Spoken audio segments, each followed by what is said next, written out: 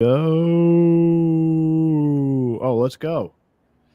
And we're back. What's going on, brother? Not much. How you doing? Good, man. Did you enjoy watching these films? I did. I really, Good, really man. did. Good. I thought this was a great choice of topic. We had a good crop of movies this time. I mean, we're really getting into the meat of the whole thing. You know what I mean? Oh yeah, for sure. I mean, a lot of these, and it was good because I've seen quite a few of these before, and then some I had not seen, and some I hadn't seen in a really long time. So to get to re-experience them and have an excuse to put them back in, not that you need one, but to then view them all together as well, makes you really appreciate each one more. Yeah, I agree with you. I took a film noir class in college, and I think I watched all of these. Oh, really? So it had been a while for some. A lot of them I had, like, I got the Criterion for Kiss Me Deadly. Mm-hmm. Um, Yep, I have that. Mildred Pierce, I got the Criterion for that. I was really impressed. I thought they did a nice job. Yes. Um, you got any housekeeping? You see any good movies that we didn't talk about last time? In between, did we mention, we talked about the holdovers, I think last week, right?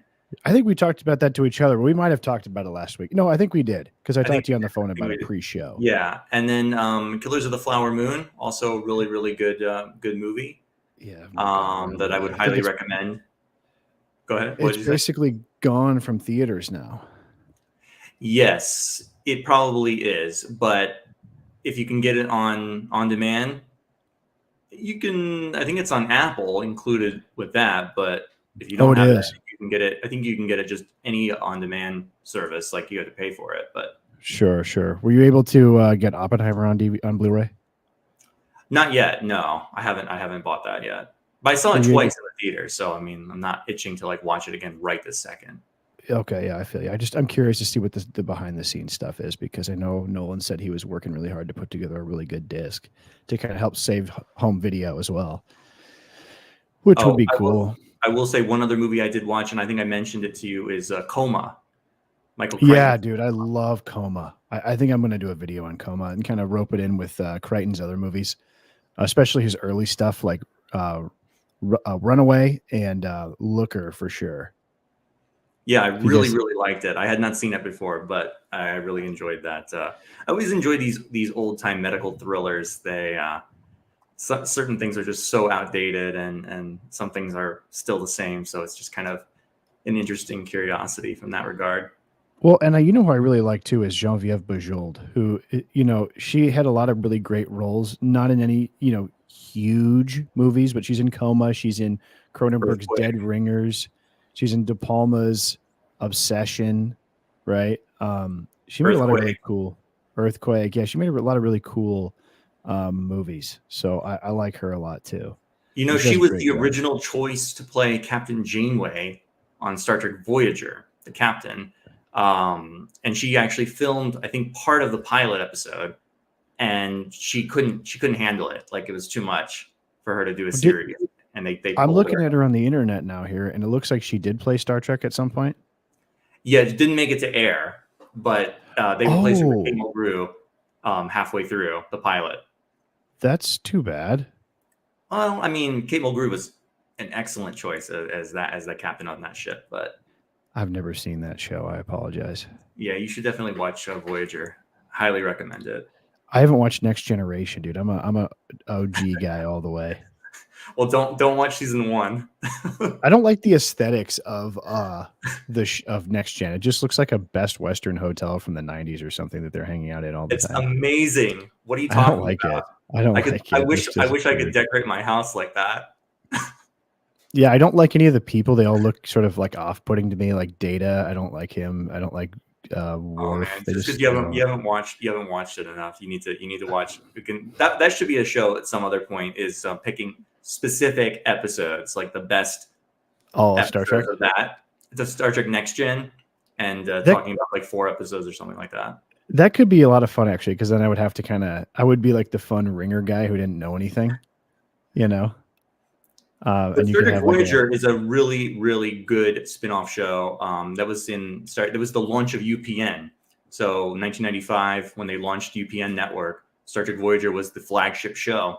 And it's Okay. kind of like goes back to the themes of exploration more so that they had drifted away from in the previous show, Deep Space Nine, which was set in a space station, sedentary.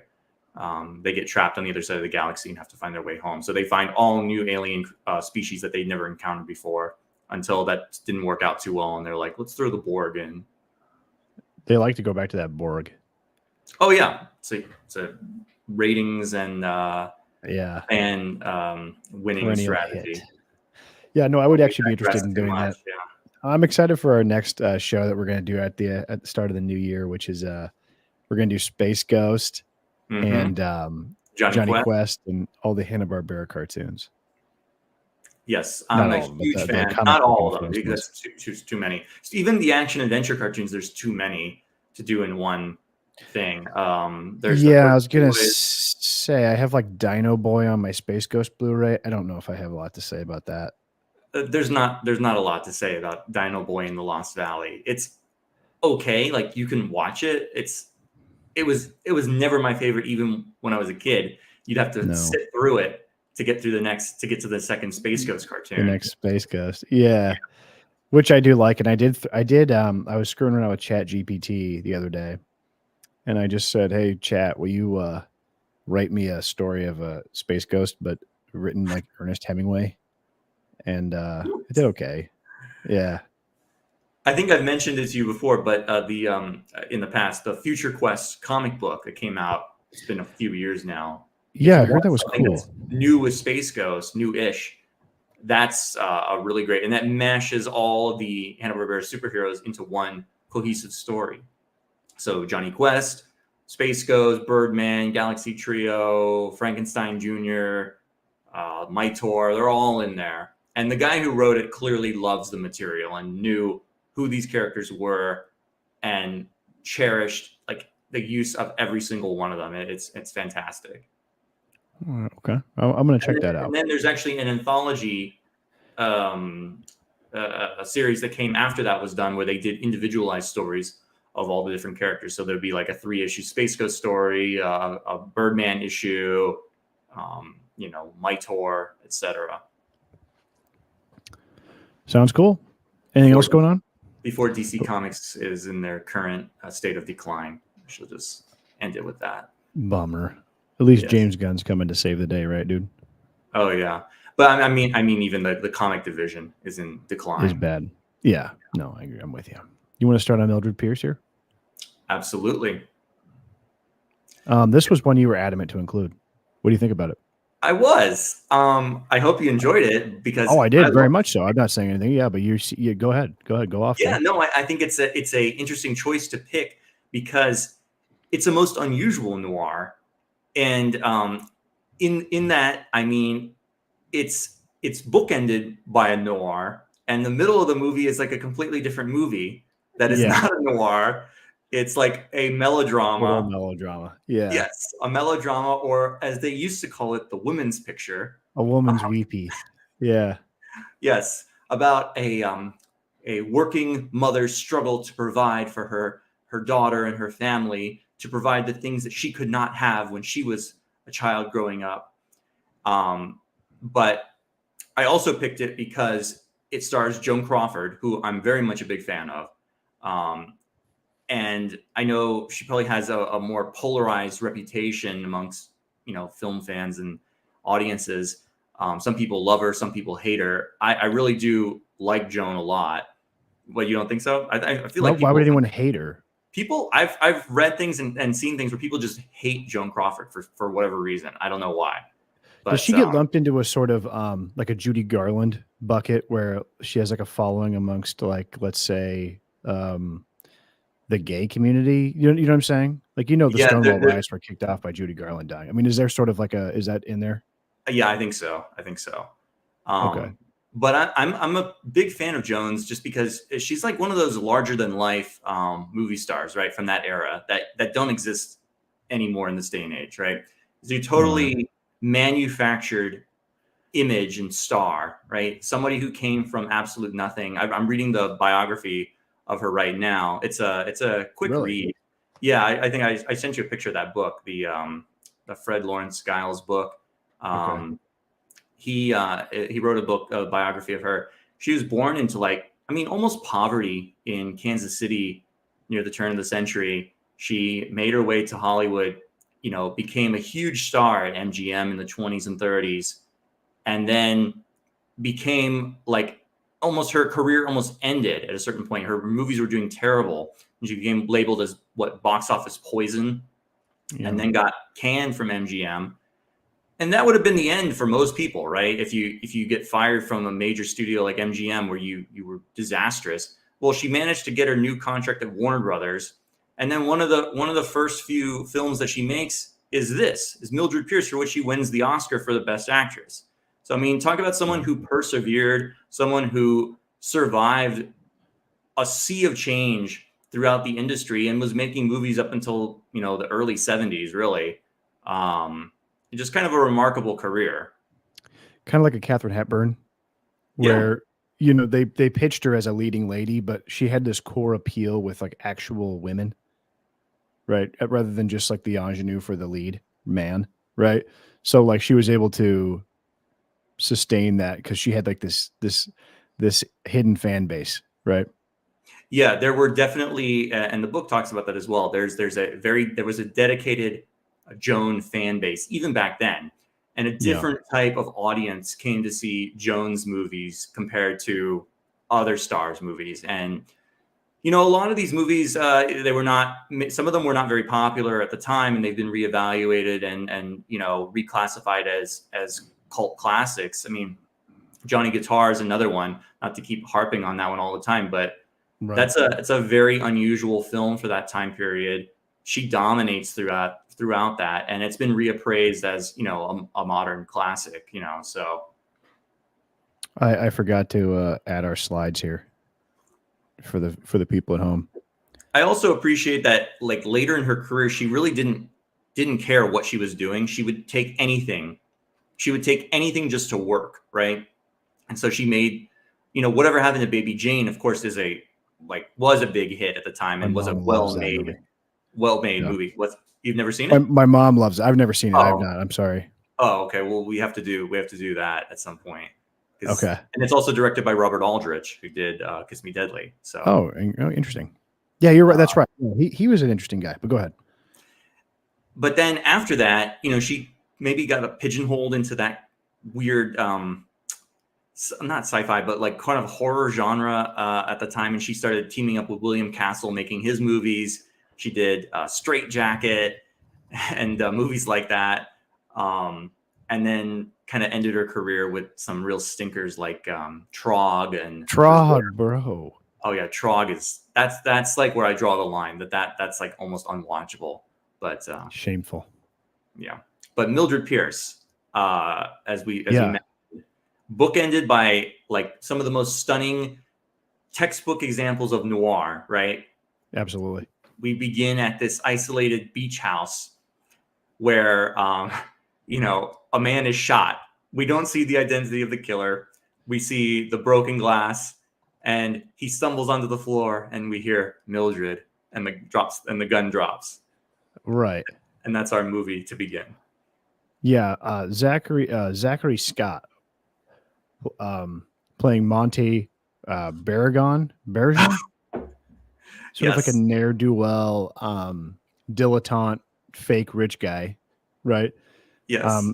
Who will be very aggravating throughout the movie. Not because his performance is bad; it's very good, and I'm excited actually to watch the series on HBO. Have you seen the modern remake? I have not. Pierce in that role. But I'm very interested in looking that up as well. I am too, because there's a lot to the story, and I was actually surprised that James M. Cain, a guy who wrote Postman Always Rings Twice and Double Indemnity, is a very different type of story for him, because it's not like this steel trap, premeditated murder premise, which is what he's most known for, I would say. But it's very much like a melodramatic thing, and I was shocked by that. I was shocked by the relationship with the daughter. Mm-hmm. I mean, it's an incredible movie. I really enjoyed it. I was gripped the entire way. But yeah, I was blown away by the opening sequence where we have Jack Carson playing Wally Fay, being ensnared into a trap by his old flame, Mildred Pierce, and that little like beach house. What would you call that? Is beach house or what's the word they use in California? Like a bungalow or something. Bungalow or whatever you want to call it. But like just the sharp shadows and the way that it's, you know, shot in these wide angles where you see just this like sheer sharp, you know, angular focus. And it made me think a little bit about the director, Michael Curtiz, who is a guy who I think doesn't get maybe his due credit, but it's possible that it's because he's not necessarily like in the traditional sense. He was like very adaptable and a total chameleon. So I think people tend to like attribute the successes of his films to other things, or there are other elements of his movies that kind of go beyond his direction. So he's just kind of thought of as, you know, like, I don't even know, like a producer almost in the way people talk about Michael Curtiz, which is unfair perhaps, but no one's come up with like a unifying theory of his movies really. Would you agree? That's a good point. Yeah, no, I agree with that. It's like almost like Howard Hawks. There's so much variability, and there's so much. He wasn't contained to one particular genre or idea, and when you cross that many different lines, it's hard to then find the thread that runs through them unless you look really, really, really closely at, you know, the underlying themes of the way it's made and things like that. Which I have Casablanca, Captain Blood with Errol Flynn, Mildred Pierce, Robin Hood, Angels with Dirty Faces. I mean, he made like, if you were to look through genres in the early 20th century film, he made one of them, you know? Yes. One of every kind. Yeah. Yeah. But go ahead. I was going to say this, as I sort of touched on, it is one of, if not the only film noir that I can think of that centers from the woman's perspective, right? Mm-hmm. The woman is the lead. She is the role that we typically put the man usually serves in the role that Mildred plays in this part, and she is the victim. At first, you think that she is going to be the femme fatale in the movie, and it's set up that way as she ensnares, Wally to take the fall for the crime, for the murder. Who very much is a film noir protagonist in the context of it being his movie, right? If it was his movie, yes, he is. But go ahead. Yes, that's like a totally separate movie that then they abandon in order to focus on the melodrama, which is very compelling, and it breaks your heart at different times. And then we are introduced to the true femme fatale of the movie, which is also one of the only teenage femme fatales, and that is daughter Vida. I would argue that Vida is the femme fatale of the film, and she maybe one of the her own mother in her trap. Yeah, a horrible child. Yes, one of the worst, just wicked to the core, spoiled rotten, and I mean, there's no redeeming qualities to Vida whatsoever. She is just bad. And I can totally see why this would have been so popular as a woman's picture, right? Because it seems like there's sort of this perpetual battle throughout time with women and their mothers that is somewhat, I think, perplexing from the outside to men, but seems to be a mainstay in culture, right? So you could see how this is compelling, right? Oh, yeah. To the test of time. Oh yeah, for sure. This is like very, very high drama. I mean, it doesn't get better than this. You know, and it kind of brings up ideas of class that we don't think about so much anymore. Sort of the idea, like today, I think that we do a much better job as a culture of exalting sort of like self-made people. I think about, oh boy, she's the entrepreneur who came up with cookies they sell in the mall. You know what I'm talking about? Oh, like Mrs. Fields? or something like that. There's one of these cookies they sell in the mall. Maybe someone in the chat can fill us in. But it was like created by a woman. Like she was a stay-at-home mom and she made these cookies. Everyone said, boy, these are really good. And she became a multi-millionaire magnate who had like 4 husbands, right? Very much sort of like a real life Mildred Pierce. But like the fact that the daughter would confront her with things like, that she was ashamed that she was a waitress, that she had to hide that from her children, like the idea of a single mother, like working overtime, multiple jobs, baking pies, etc., like that you're a hero, and rightly so. Right. But back then that would have been seen as shameful because you just weren't, the landed gentry, as it were, of America. It's kind of shocking. I think it makes that character more unappealing. I don't know if that would have been resonant at the time to an audience. Would they have said about the daughter, well, she's got a point. Her mother is of low breeding, You know, I mean, would anyone have I thought don't that way? think, yeah, I don't think so in terms of maybe ordinary people, but I feel like that's still a popular or predominant sentiment amongst wealthy people that look down upon new wealth, old money looking down on new money. That there's a sense of classlessness or uncouthness to them, and certainly that's not the case here. I mean, Mildred does everything she can to be a more a higher member of society. She's not low class, right? She's just trying to make ends meet. Yeah. But she succeeds beyond her wildest dreams to make a successful life for herself, for her children, and then she has to virtually throw away everything in order to maintain this high on the hog lifestyle for the most ungrateful daughter ever, who's never satisfied with anything.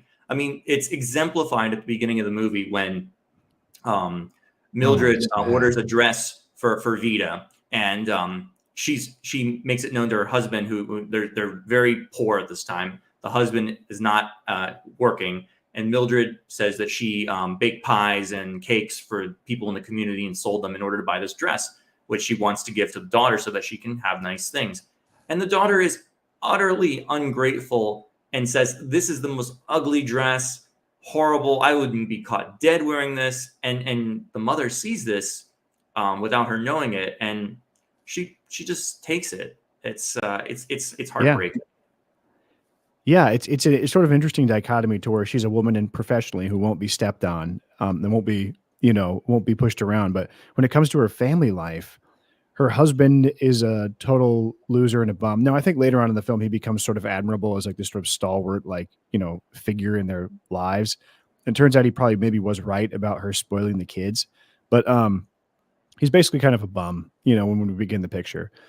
He needs to mature, I guess. And I think maybe had they been a younger couple, like if you made a remake in 2023, he would be sort of like a young video game playing guy, right? Yeah. Like at home, you know what I mean? And he would not want to, become an adult, right? I guess it sort of, it perplexes you to see a guy who wears a suit all the time as a bum, right? But we have to remember that they had higher standards for dress back then. But, right. But, she picks wrongly when it comes to men. She just can't handle her social and family life, which is an interesting idea, I guess. Yeah, she's only really good at business. That's where she excels. Everything else is kind of ancillary or incidental, and she focuses and prioritizes what can she do to help the children and help. And eventually, one child tragically dies. And the movie kind of presents it in a way that it's almost like a punishment for Mildred. Did you see this or pick up on this? I don't know. That's the weekend that she goes to spend with Monty. She's now separated from her husband. Monty's been courting her and kind of flirting with her, and they finally go away for a weekend. And sort of like as a punishment for her, when she returns, she finds out her daughter is caught pneumonia and is like at death's door and dies. And it's horrible. I mean, and you don't expect something like this in a movie like this, right? And especially of this era, to see it so kind of not graphically, but it's pretty pushed to the forefront. There's no hand holding in that scene, When you put it like that, it's sort of like almost like a biblical trial for this Job-like character we have in this film. And I expected when I watch it for it to be a movie about a woman who is just nonstop victimized, but it wasn't. It was a movie about a woman who ends up being able to take control of her life professionally after her, her man walks out on her, right? But you're right. I mean, I would be interested to read sort of a 1970s era feminist critique of this movie, because it sort of seeks to, I guess, answer the pre-question of can women have it all, right? Because the way you frame that as a punishment, which I didn't think of, I just thought it was just sort of like, like just more trials being heaped upon this poor woman so that you would have, sympathy for her. But when you frame it that way, it makes me think of it. Is this like a a parable about a woman. Hey, well, you should stay with your man in the kitchen because when you went off on your own, it went totally haywire. You know, what I mean, would that be like the intention? I don't know about that part, but I think like more like anytime she's work, like, right, her entire life at this point is work, work, work. She finally takes one vacation, one break to try and focus on herself for once, right? Yeah. And it comes back to bite her that she relies on her ex-husband to take care of the kids for like a couple days, not anything major. And what happens?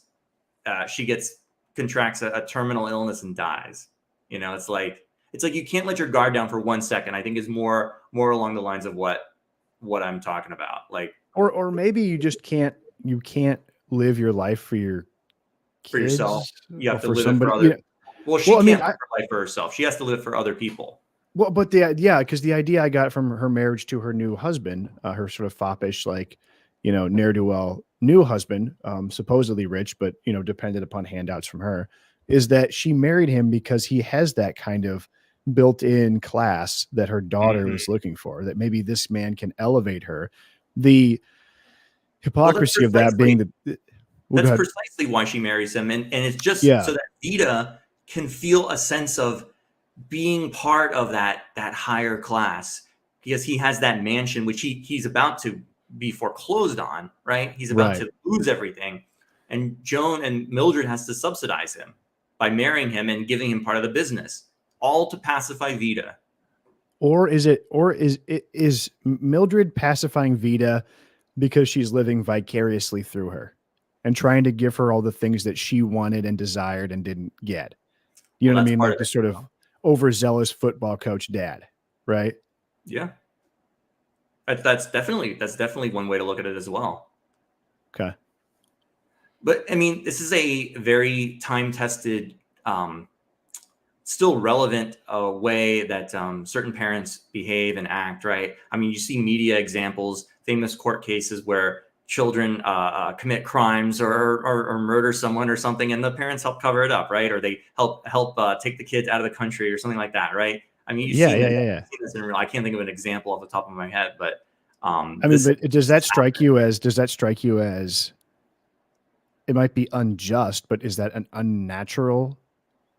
It's not, but she goes so far as to, and I don't know if you'd see this nowadays. The altruism of the parent here, which is to take the blame, to try and take the fall for the child. Nowadays, it's just let's just take you out of the country. Yeah, I don't have any children, but from what I understand, there's a sort of brain rewiring that happens to where your priorities shift drastically. Sure, no, I get it, but I'm just saying, like the level of altruism for a child who has shown nothing but contempt for her mother to take the ultimate sacrifice, which may even include being executed for a crime you didn't commit. Well, we can't like gloss over the fact that Wally Faye, she did try to set him up for the crime. She did. I mean, and Wally Faye is a character. So first of all, there's like three men in Mildred Pierce's life. Her sort of wooden husband that she divorces, her gallivanting fake, he reminds me husband. Doesn't he remind you of the Vincent Price character in Laura? A little bit. No, the Wally Faye. No. Monty. Monty. Yes, 100%. Absolutely. Absolutely. Yep. Absolutely. No. Jack Carson's character of Wally Faye. The thing is, I guess Mildred is she should have been with him. Like, he's boorish. He's sort of like, but you know what? He's new money like her. You know, he is a hard scrabble kid, probably from the streets, made good in the restaurant, bar, entertainment business, right? He's not like, very, couth, but he's the guy for her. And even though he does like make what you would be considered today, like enormously inappropriate passes at her at home, right? He still has her back all the time. He has her best interest at heart. Sometimes he had to make hard choices, because he is a businessman first, because he's smart enough to realize he can't exactly prioritize Mildred because she keeps giving him the cold shoulder at every moment, right? He sort of lashes out against her by hiring her, Vita to be a gasp, cocktail singer at for a bunch of troops at his bar, right? But and what's his payment? He's someone that his payment is that she sets him up as the fall guy. So in that way, Mildred Pierce is a little bit of a femme fatale herself in that way. Now, luckily, he was able to get off, of the crime. But he's a victim here too. Yeah, I mean, she tries the easiest thing she can to try and set someone else up for the fall. But I think the police, I mean, obviously the police saw through the entire thing, and I think any rudimentary investigation would have, shined light through that premise. But Right. as in terms of it's an interesting point you bring up about the three men in Mildred's life. Yeah. All of them are losers, right? Just to varying different degrees. And Wally is by far probably the most successful and the least bad, right? Or the only least way in that he's a loser is that he likes Mildred so much that he gets nothing in return. You know what I mean? He should have dropped her years ago. He's not a good person because none of them are, but he is the least malignant of the three. Just sort of really ambivalent. Monty being the absolute worst, absolute parasite of a person, of a human being that absolutely contributes nothing to society, to anybody. Yeah. And then I forgot the first husband's name, but he's immature is probably the best word for him. He has a good heart, I think, but it's kind of muddled. And confused, and he doesn't know what to do. He doesn't realize how good he has it, and he's seeing like the grass is greener. Yeah. But yeah, great movie, man. I thought it was terrific, and like the noir label, I think, is a little. I mean, it's a movie with a lot of sordid elements to it, but no, I thought it was absolutely terrific. I really liked it, and I'd like to read more about it. I didn't have as much time to dig into it because I'd like to hear the Gloria Steinem take on Mildred Pierce. But absolutely, I think the noir part of it really comes down to the bookends, right? The beginning and the end, and we have a character who's being grilled by the police, right, and telling her story in flashback. So we have the overhead narration, which is very a common trope. We have a murder that is, about to be solved through all this, and the general themes of what do we say? It's like alienation, kind of. Everyone's out to get you. All of these things come together and kind of make it a more typical film in that regard. Well, you know what? Maybe I would take that back. Like the idea that it's just like a genre bending thing, because I think one of the cornerstones of the film noir is that it tends to sometimes be about a normal person who finds themselves in a criminal high stakes situation, which she does. Right. Yeah. Now you can have a character like Michael O'Hara from Lady from Shanghai, who is already sort of a morally dubious adventurer guy who can get himself into trouble just through his personality. I mean, he's just a longshoreman kind of dude who goes all over the world and maybe killed somebody. Right. But then you can have people like Ray Milland of the Big Clock, who just finds him a totally normal domestic guy, square community, A+, but he finds himself in a bad situation, which is kind of like what Mildred Pierce devolves into. I agree. But yeah, I'm a big fan of Joan, and this is one of her best movies by far. That fur coat. I mean, come on, man. That's an iconic shot. She's walking across the pier at night wearing this like ridiculous, lavish fur coat, and she's about to throw herself into the river to commit suicide. It's a good hook when you see that, because you're like, whoa, why would this guy want to, end it all? I should have reversed these images in my PowerPoint because, you know what I mean? But it's a before and after sort of look, right? She's very good at playing this, the martyr, right? She's like always the victim, but she's doing it to herself at the same time, right? This is Scarface for women. rags to riches, you know, I mean, like brought down by your desire to, you know, I mean, think about it. Tony Montana, he's all about his sister in a weird way. It sort of brings him down, right?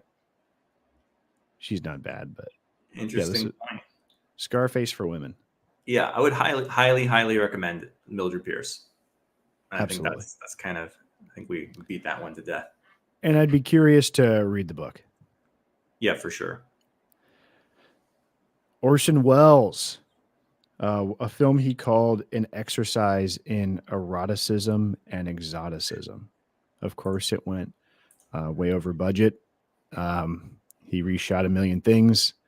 Thought it'd be cool to shoot, you know, with natural light in Mexico, you know, and for the most part, I think it pays off. This is a terrific movie.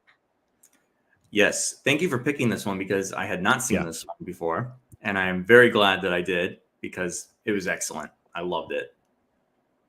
I just remember it being like chock full of like terrific cinematic moments of just images and like strange editing and strange blocking of characters and really interesting personalities and like a cacophony of like individual voices all talking over each other, like ramifying in this character's head, you know. And Orson Welles he's great in it. And Rita Hayworth is as beautiful as ever. His And of former course, wife.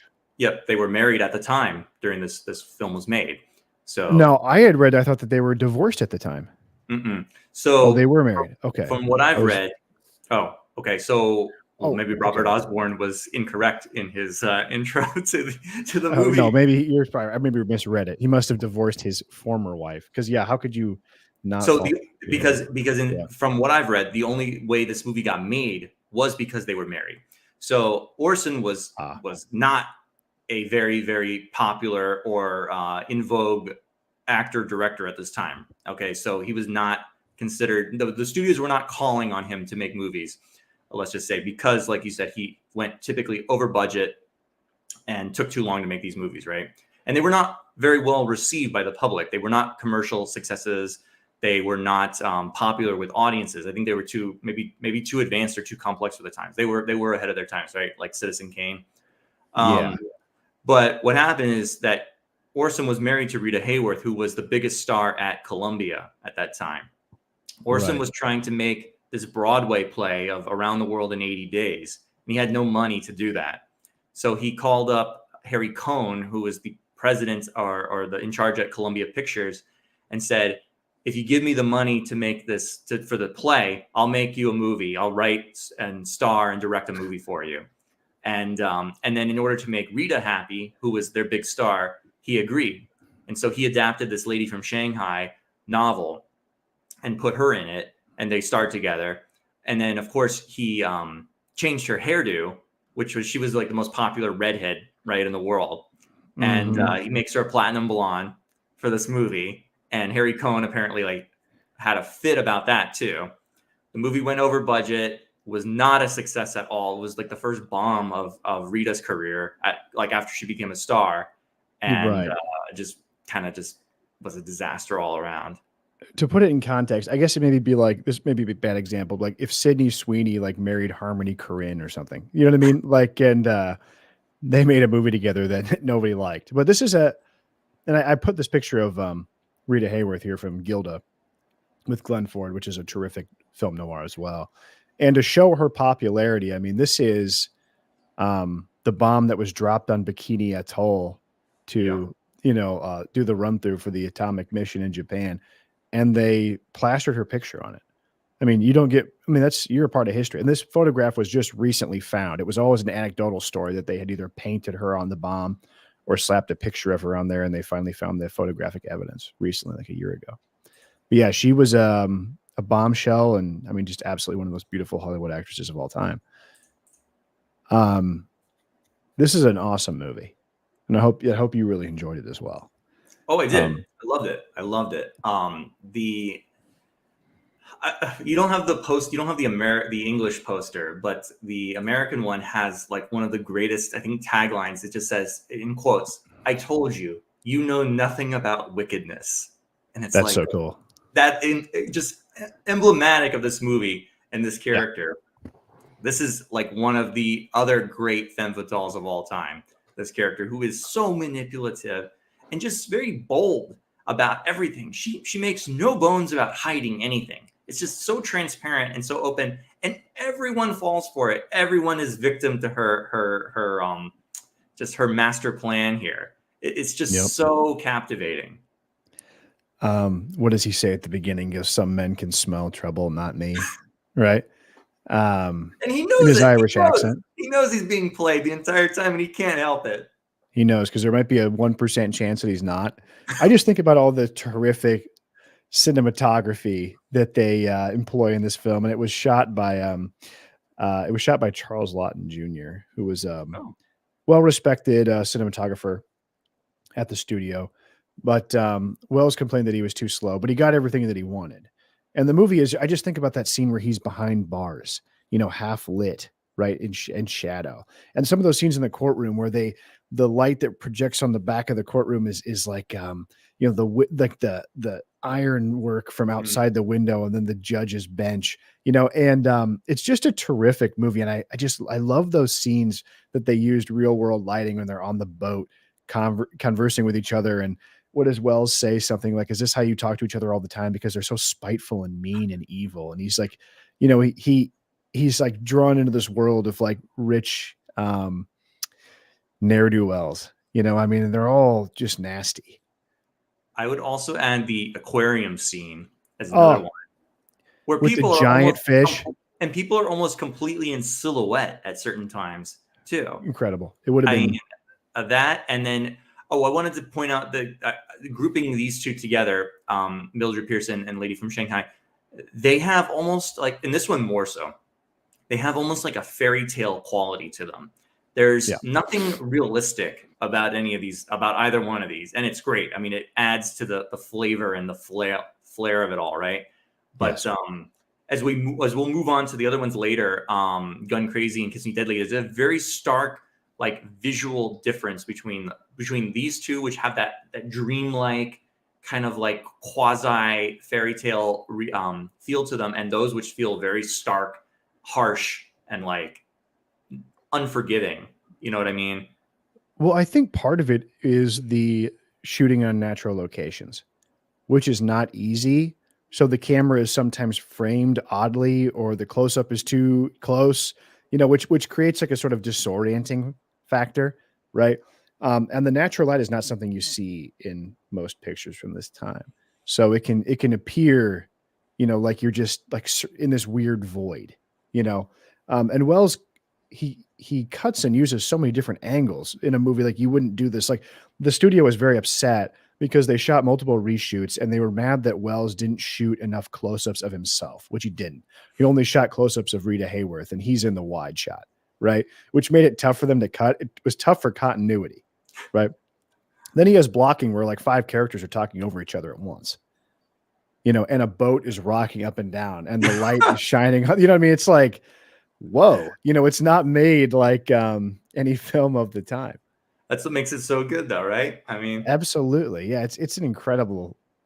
It's a great. The other important scenes in the movie, I think, are you mentioned the courtroom scene, which is just such a travesty of justice. That the husband of Rita Hayworth's character is defending Orson Welles, but he's setting him up to be convicted. And it's just, it's all part of the plan, right? It's all part of the master plan. And it's just so you can feel it. And then at the end, he tells him this, just before they're about to announce the verdict, he tells him, "I'm going to make sure you go to the gas chamber for this." And he didn't do anything. He didn't do anything. And he is just the ultimate sucker for this. Like, he's the ultimate patsy. And you get the feeling like, normally I think you would critique a script by saying, "Oh, our lead character sort of disappears for these moments and like fades into the background." And he doesn't really cut to himself very often either in these courtroom scenes, because Everett Sloane is like, is so good in just chewing scenery. He's got his cane and his goofy eye, right? Yeah. And when he puts himself on the stand, but yeah, it works though, because you feel like he's so minuscule and small. And I love the the use of the mirror, which you can see here, which is Mm-hmm. the sort of climactic scene, which would be used to great effect, I think, probably in Enter the Dragon. I mean, they understood the power of this thing, but I mean, you cannot underestimate how difficult it was to film that sequence, right? Preceded by Especially the funhouse scene, which also yeah, kind of symbolizes his, I wouldn't say descent into madness, but like entering like the bowels of hell, right? And then yeah. you kind of see a reflection of what your life is and who this other person is. I don't know. It's just very unusual, something you'd never seen before. Really a shame Wells wasn't appreciated at the time. I mean, Yeah. Citizen Kane, The Magnificent Ambersons, as much as The Magnificent Ambersons was, mangled by the studio, it's still an incredible movie. One of the movies I wish we could have gotten to, but didn't, is Touch of Evil. Yeah. Which I guess is kind of a good demonstration of how long the film noir genre went for, because by then Wells is not so boyish. He's rather large at that point, right? Which he would remain. But no, I love Orson Welles. I mean, he's become sort of a joke, I think, because of his wine advertisements. And have you seen those? I've not. Oh, you have not? No, I have not. Oh, dude, you have to see the Orson Welles wine commercials. Well, I mean, they're bad enough on their own. What did he say? I'll serve no wine before their time. I'm trying to remember what the brand was, but they unearthed the outtakes like 10 years ago where he's just absolutely hammered on wine and can't get his lines out. God, what was that? What was that wine he did a commercial for? Paul Masson wine, Orson Welles. Oh yeah, oh yeah. He also did an ad for Honeycomb cereal. I mean, he just at the end he just didn't care, right? No, he didn't. I should have included that. I didn't want to make this a bag on Wells thing. That would be Honeycomb. I'm a big director. I want a big cereal. I don't think that's fake. Was he bigger? We'll have to see. Compare. Was he bigger or not as big as Raymond Burr got later in life? Oh, I'd say about. But he's just great. I love Orson Welles. I love his radio plays. He did so much. Anything about Orson Welles? Like, did you ever see Me and Orson Welles? That what is? No, I've heard. It's a slept on Richard Linklater movie with Zac Efron. Okay. And it's about his production of Hamlet, and it's told from the perspective of a kid who wants to be an actor and gets to play like a little extra in that film, but in the stage play. But the guy who plays Wells is terrific, and I thought the guy who did Wells in Fincher's Mank was pretty good too. Did you see Mank? Yeah, I did. I did not like Mank. You can see. I actually do have a review of that one. Oh, you do? I missed that. Must have missed that. That was one of the first videos I ever did for the channel back almost 3 years ago now. I didn't like it because I just felt like it didn't have a point or a purpose in showing what it's been a while, but it's the Hollywood obsession of the romanticism of the blacklist. It's like that. Yes, lame. But it doesn't actually have a point. It doesn't actually have a point that it actually sees through or makes anything profound about. It's just kind of whining and complaining about that. And it's obsessed with Hearst, William Randolph Hearst, and why he hates him so much, why Mank hates Hearst so much. But it's just petty politics. It's not anything profound or deep. It's just, I don't agree with your politics, so I'm going to write this movie about you and kind of taint all these reputations and relationships that I've had with people that I know. And it felt kind of heartless and cruel. It was like Trumbo, but less lame. Trumbo was a very lame boilerplate, like biopic, which was bad. And did you ever see that with Bryan Cranston? No. Weak. It was about Dalton Trumbo, who also wrote Gun Crazy under a pseudonym because it was, yes, I do. Yeah, it was pretty weak. But Mank I did like because I thought the filmmaking was exciting.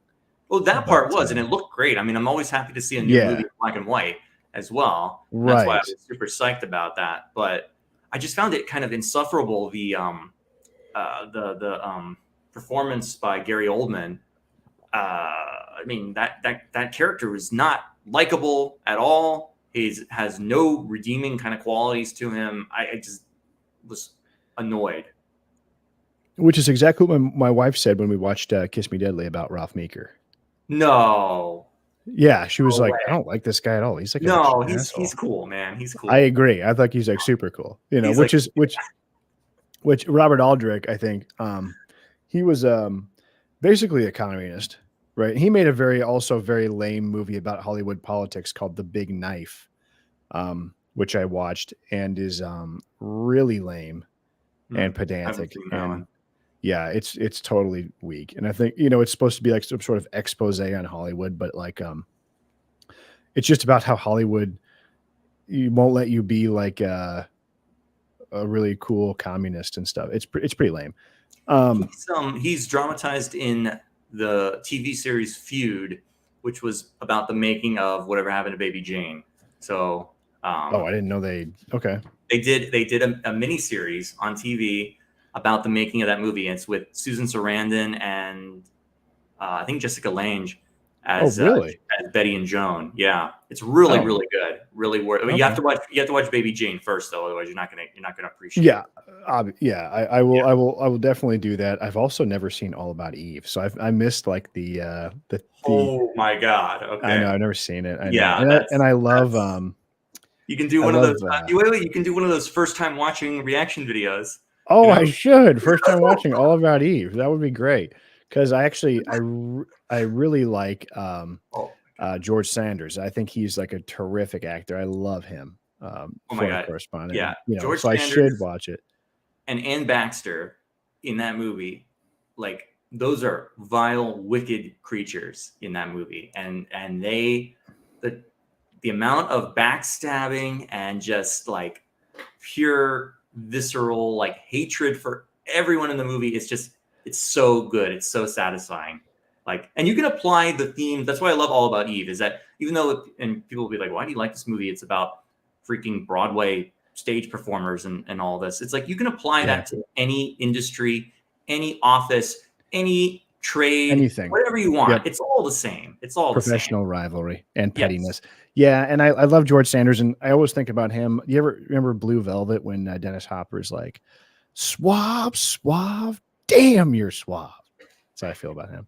Same with no, I'll come to it. But you ever see Journey to Italy, the Rossellini film? No.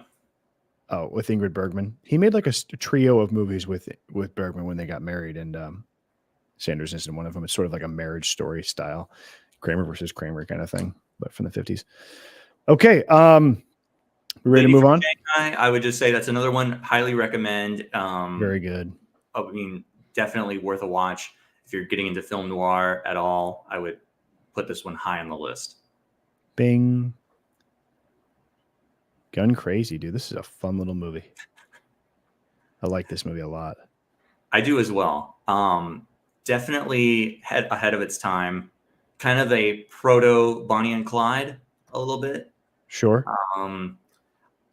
I put the stark like demarcation between like the ones we just talked about and this is like a totally different animal type of movie. It feels more real. It feels very gritty. It feels very realistic. I mean, but I can't help but feel we're also like in a comic book at a certain point. These feel like these should have been Batman villains, these two. Do you not see it? You know, the movie has such a sort of subversive message, but like, you know, it's filmed sometimes like a PSA, or you know what I mean? Like, what would you like? You know what I mean? Yes. There is a cautionary tale aspect to this for sure. Yeah, don't go down this road because of crime, because your life will be a mess.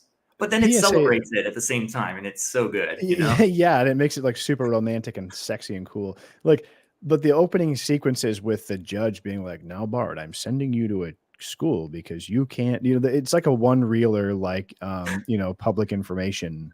You know what I'm saying?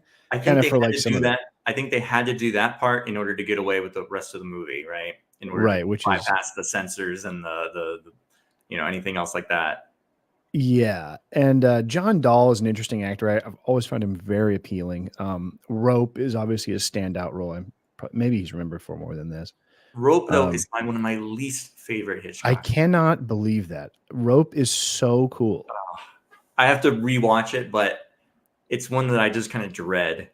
It's Hitchcock's scariest and most off-putting film. It doesn't do much for me. I can't believe that. I think that and the crazy. Trouble with Harry are my least favorite. You want to put that in with the Trouble with Harry? My least favorite Hitchcock is The Wrong Man, which is like that's another one that's at the bottom for me. The Wrong Man. That's tough. That's a tough one. Yeah. No, this movie's awesome. It's about Bart, who happens to be a great shot, sort of his doomed talent. He's doomed by his own abilities, right? It's the only thing he's good at.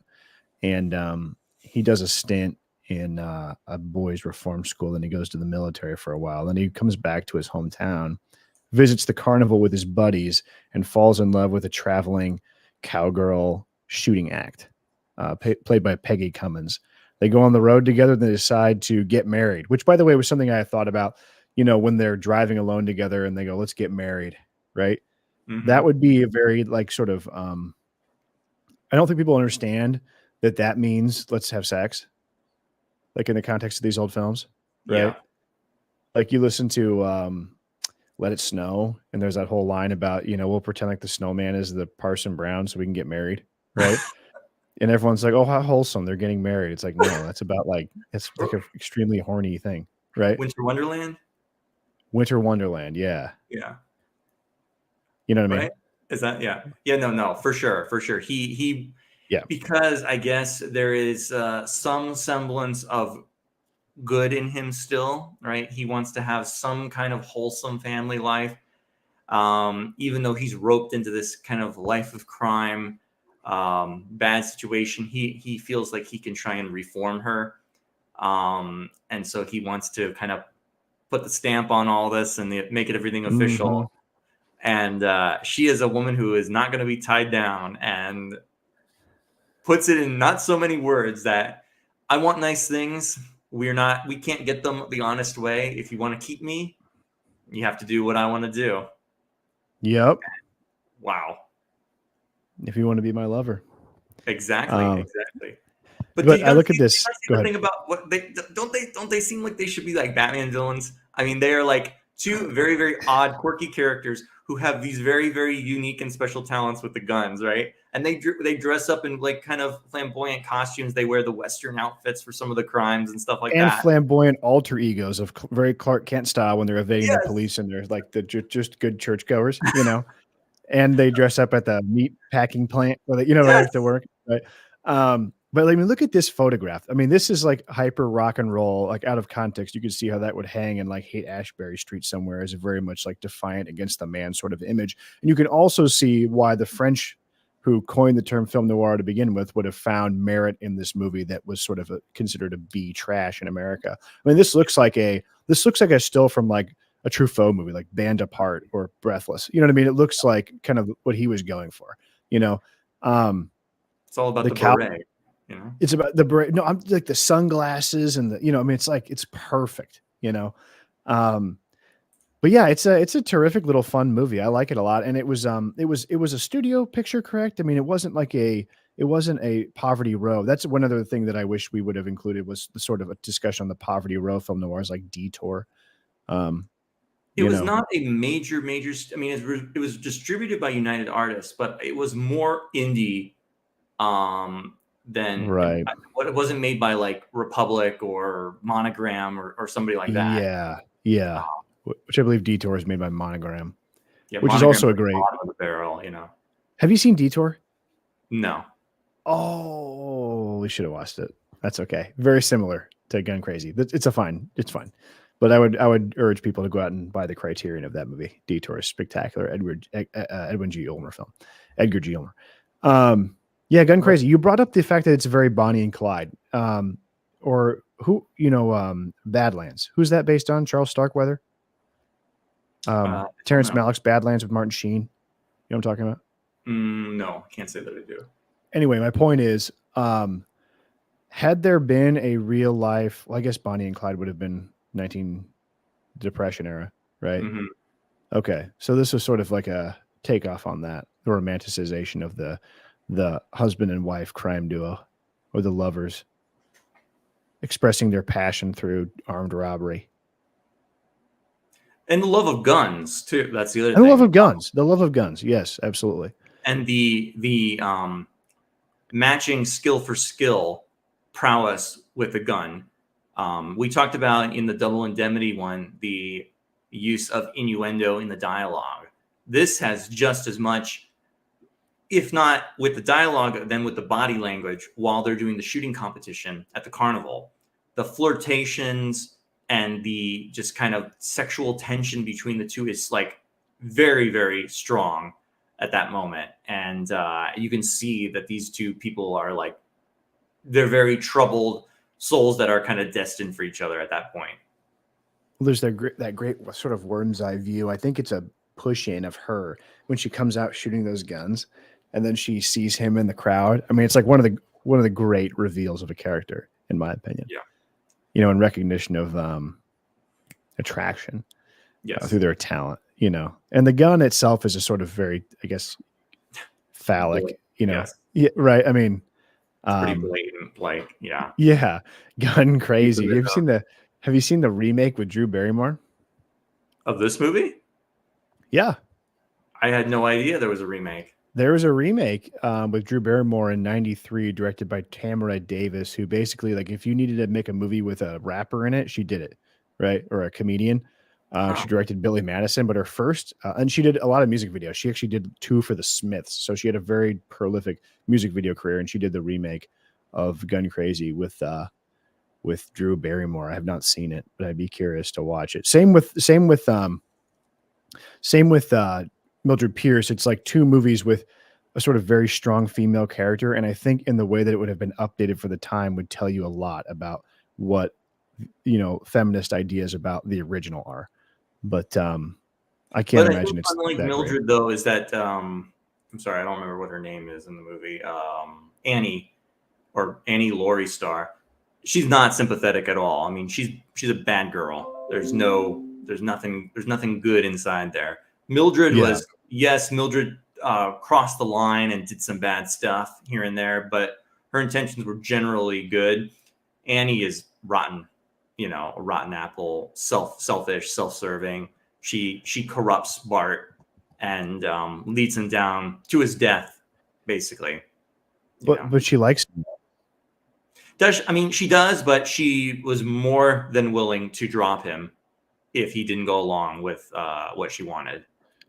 Is this a male anxiety picture about providing for a woman in general, even in just a regular marriage? I think so. I think that's definitely part of it. There's I did too. Because I mean that becomes a thing. Can you provide for me or not? And obviously you can't. You can't provide me with what I want. I want nice things. This is not cutting it.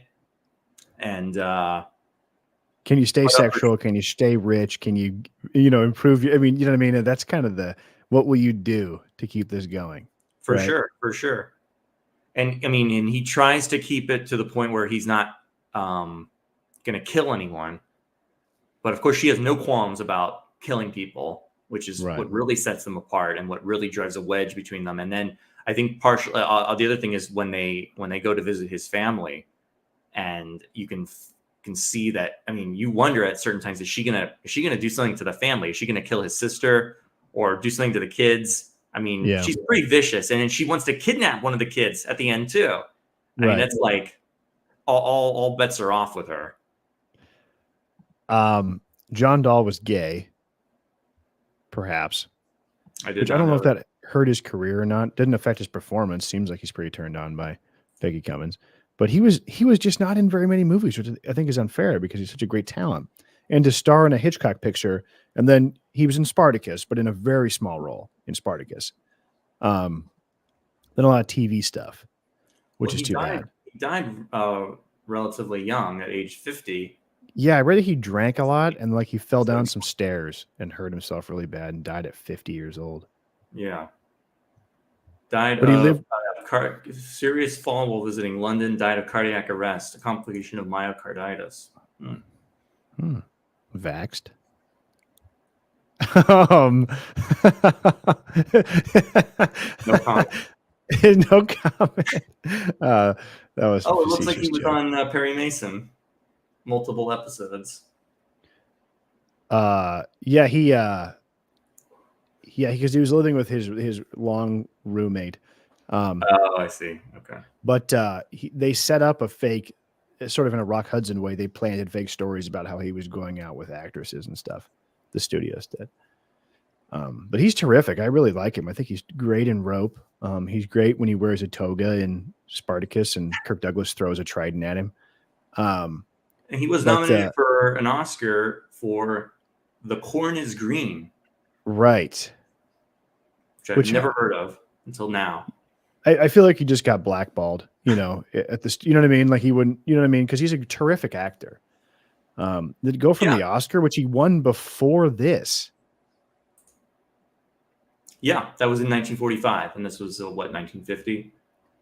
And there's not a lot of credits in between. Rope was after that as well. Right.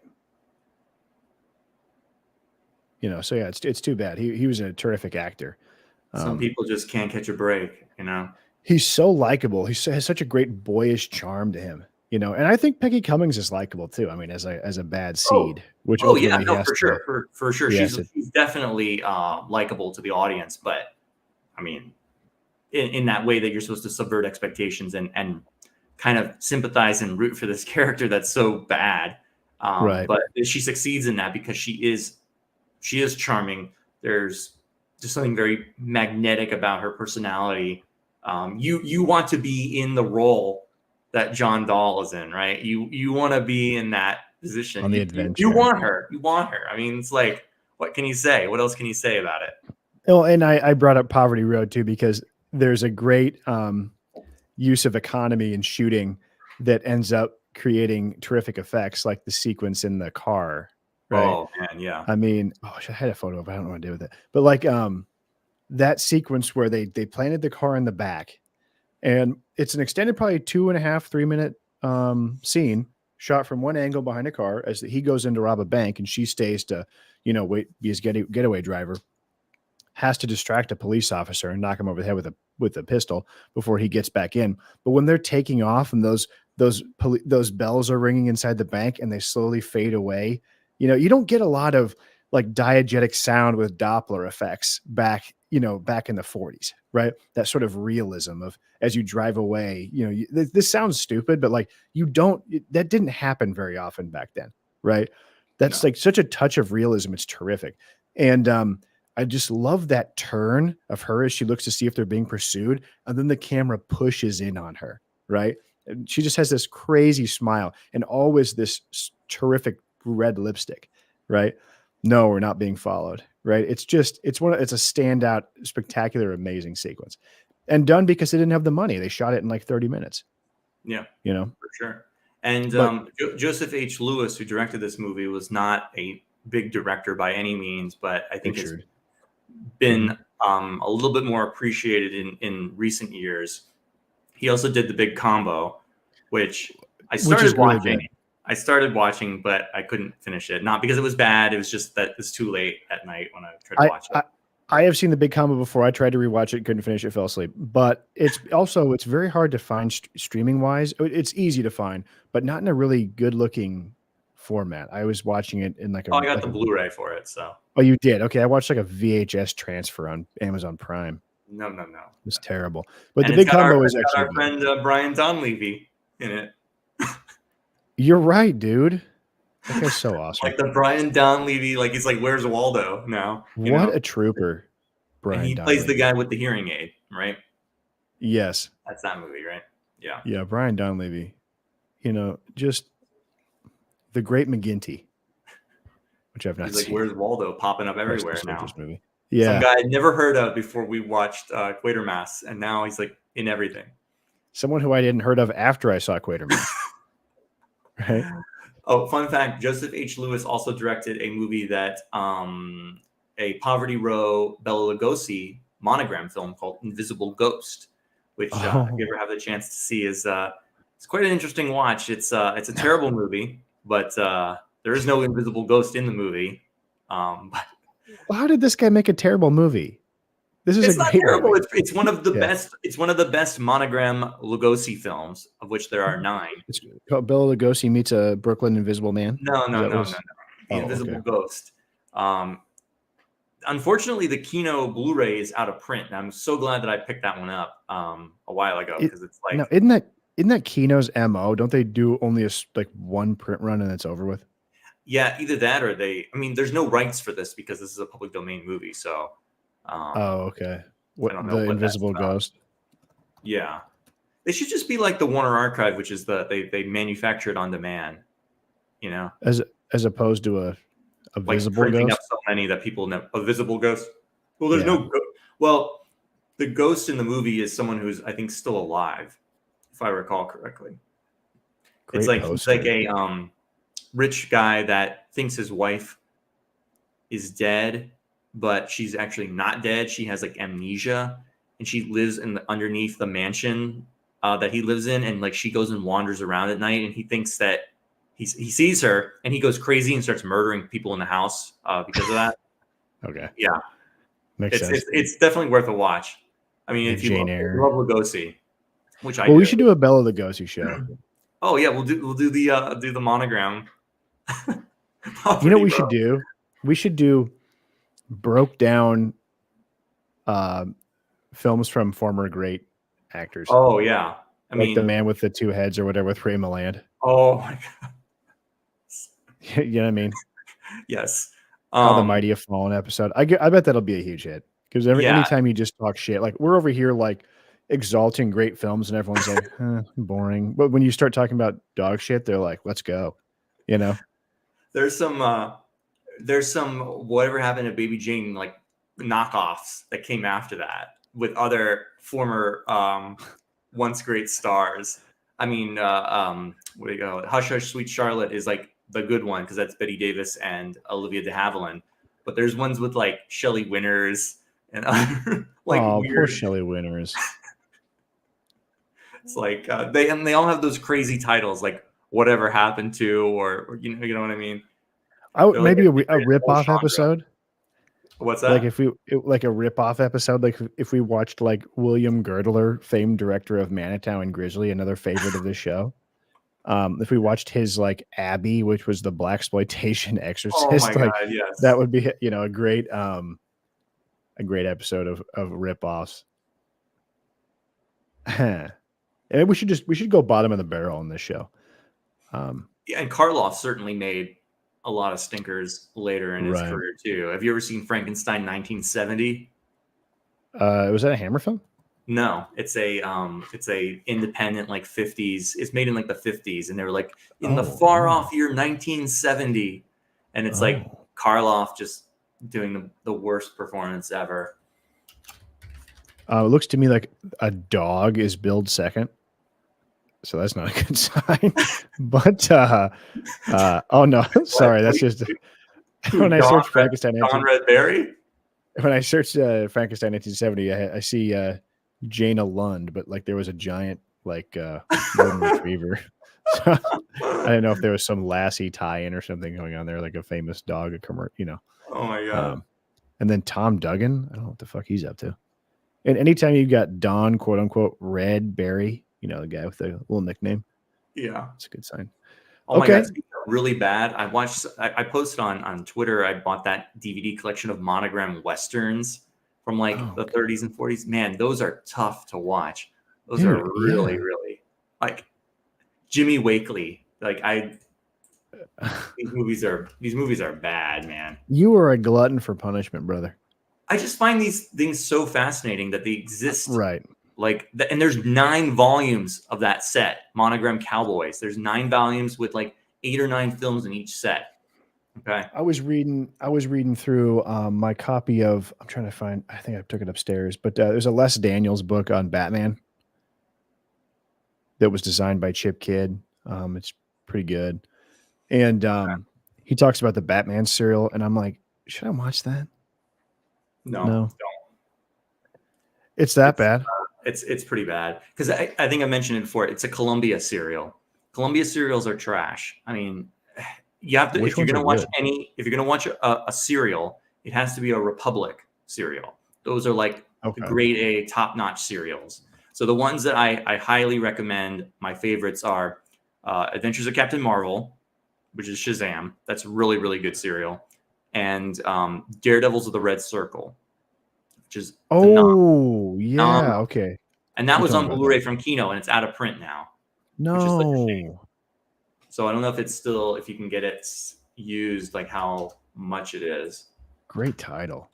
Oh, it's so good. And it's like pure comic book pulp, you know, action adventure. Very thrilling, very easy to watch, fast paced.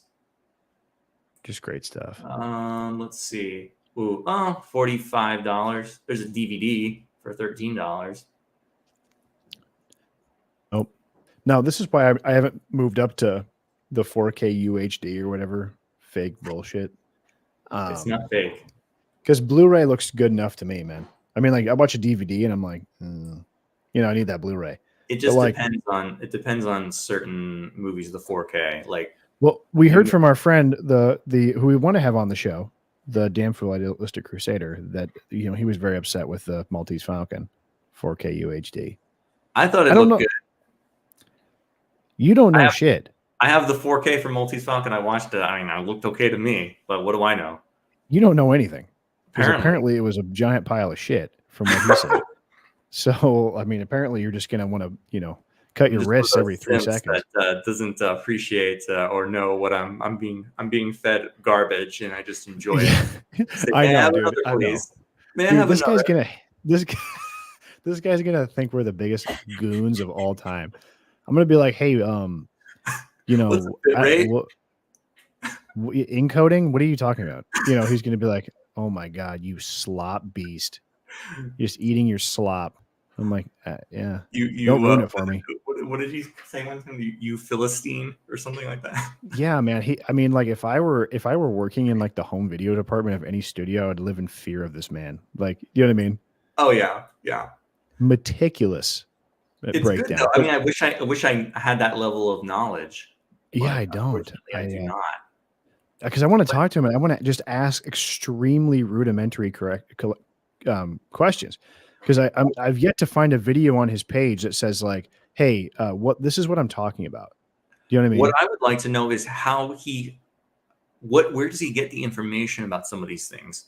Because he watches all these movies like 10 times. This guy has the Click Adam Sandler remote. He stops time and just watches fucking 15 movies no problem. Right? Do you know what I mean? He must have some background in that industry. I mean, there has to be. I mean, it can't be 100% hobby.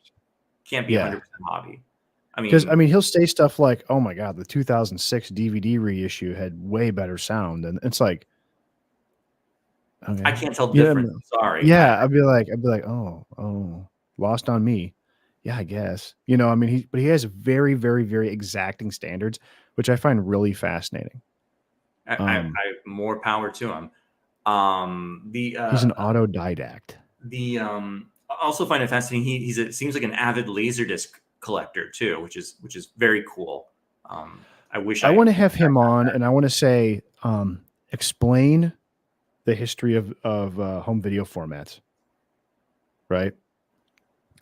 Explain to me why anyone would want to go back and watch a Laserdisc. I'm sure there's a perfectly good reason, but like, explain to me why. Is it just collecting? I mean, does he find there to be anything interesting? You know I've found Laserdisc collect. I mean, I've thought about it and I've tried to dabble in it. I mean, there's something very appealing about buying those giant LP size records that are the discs that have that very different artwork that you're not expecting with the square artwork which would be like the VHS cover. I don't know. There's something cool about it. It's just very. I mean, VHS collecting is also in vogue these days. You know, so which I do have some VHSs, and when I made my short film, I taped it to VHS and sold it as a VHS tape. That was the only format I wanted people to watch it on, because I actually thought it looked kind of good, and it like disguised everything bad about the sound and picture of the movie, and like it kind of worked like with the theme of it. So like it was cool. I bought a bunch of box sets of Highlander the series at an antique shop and taped over them with my movie. Wow. But it was a fun process and kind of interesting. You know, I had to hook a DVD player into an old analog TV and then hook a VHS player into that and play the DVD on the TV and then record it on the VHS player, which was an interesting hack. We got Battle Elf. First comment of the night. Wow, boy, this has been a flop. 2 scoops like Trump. All right, bro. Thanks.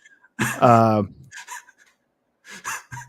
don't know what that means. I don't know Is what that that Prince? means. Is that I don't Prince? know. That his is. I'm Yeah. a little confused. Or I Frida was going to say Kahlo? the VHS thing. Did you have a lot of VHS? A lot As of a movies? kid? Yeah. Yeah, we got rid of them all though. Like when DVD came out. See, I didn't have very many movies, like adult, not adult movies, but you know what I mean, like real movies. Most of the VHS, I still have them all. They're all like cartoons or TV shows or something like that. I was big into that. So we'll have like all the X-Men cartoon videos. It was like each one was its own separate tape. All the Batman animated series, the Scooby-Doo, Flintstones, things like Ninja Turtles, whatever else, things like that. Mostly with the VHS they have. We had that. My mom was a very prolific buyer of home video. And so like that was how I kind of got into movies. Was when I got old enough to babysit my brothers, my parents went out, I would just watch Howard's End, or like she really liked those Merchant Ivory movies, like Room with a View. And then she would have shit like Reservoir Dogs and Casino and just stuff like that. Like anything that was like a cool like film for adults, like Last of the Mohicans, stuff they don't really make anymore. Movies that were for your parents to go see when you were a kid, right? Yeah. And so I would watch a lot of those when I was like 11 or 12. That was a big thing. I didn't care they were on VHS, but that was what was around. I mean, yeah. I still remember buying the X-Men movie on VHS. So, but like the other movies that I had that were like real movies, I remember because it'd be like after I'd go to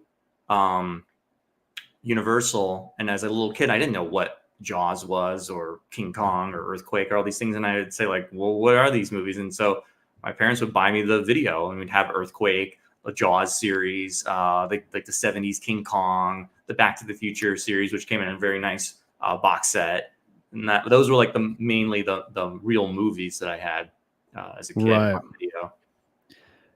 I remember my mom, and I miss video sections at like Target and Best Buy, which are going. Oh yeah, I was at Target the other day, and I don't even think they have a movie section anymore. I don't think it's pitiful because it's an easy gift. Also, that's an easy gift idea for people. I mean, it was a great gift, great stocking stuffer. I still ask for. I'm like, hey, give me.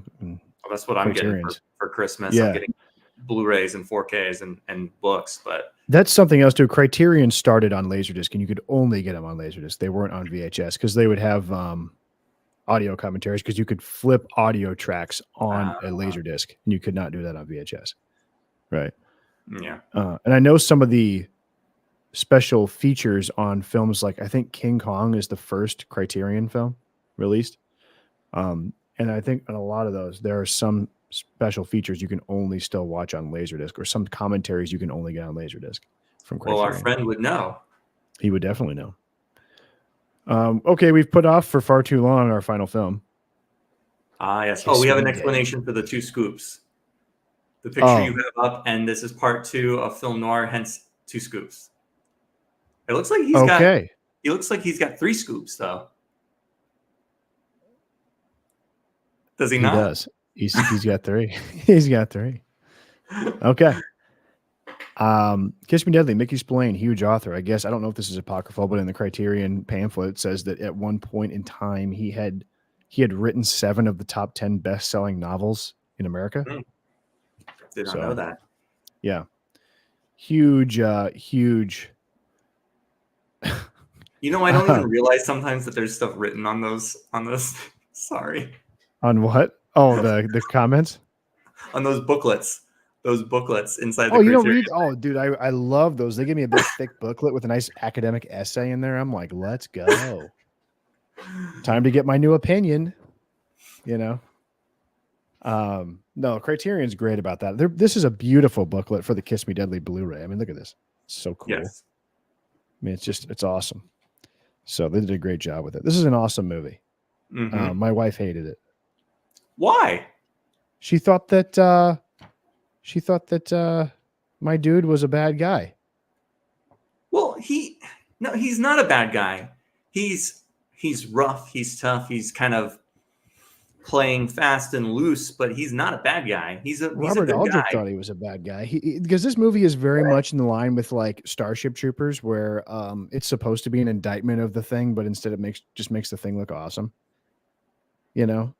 Yeah, no, Mike Hammer is a cool dude, and he's doing things probably for the wrong reasons, but I don't know. It's because very Aldrich said, "Oh, this is a fascist movie, a fascist script," and they actually took Mike Hammer because in the books he's a private eye, but they were like, "No, let's make him a divorced dick, like a guy who just kind of peeps on people and fuck." You know what I mean? Like they're like, "Let's make him a bigger scumbag," but like it doesn't work because he's like Ralph Meeker's like super cool, who we saw 20 years later in Kolchak.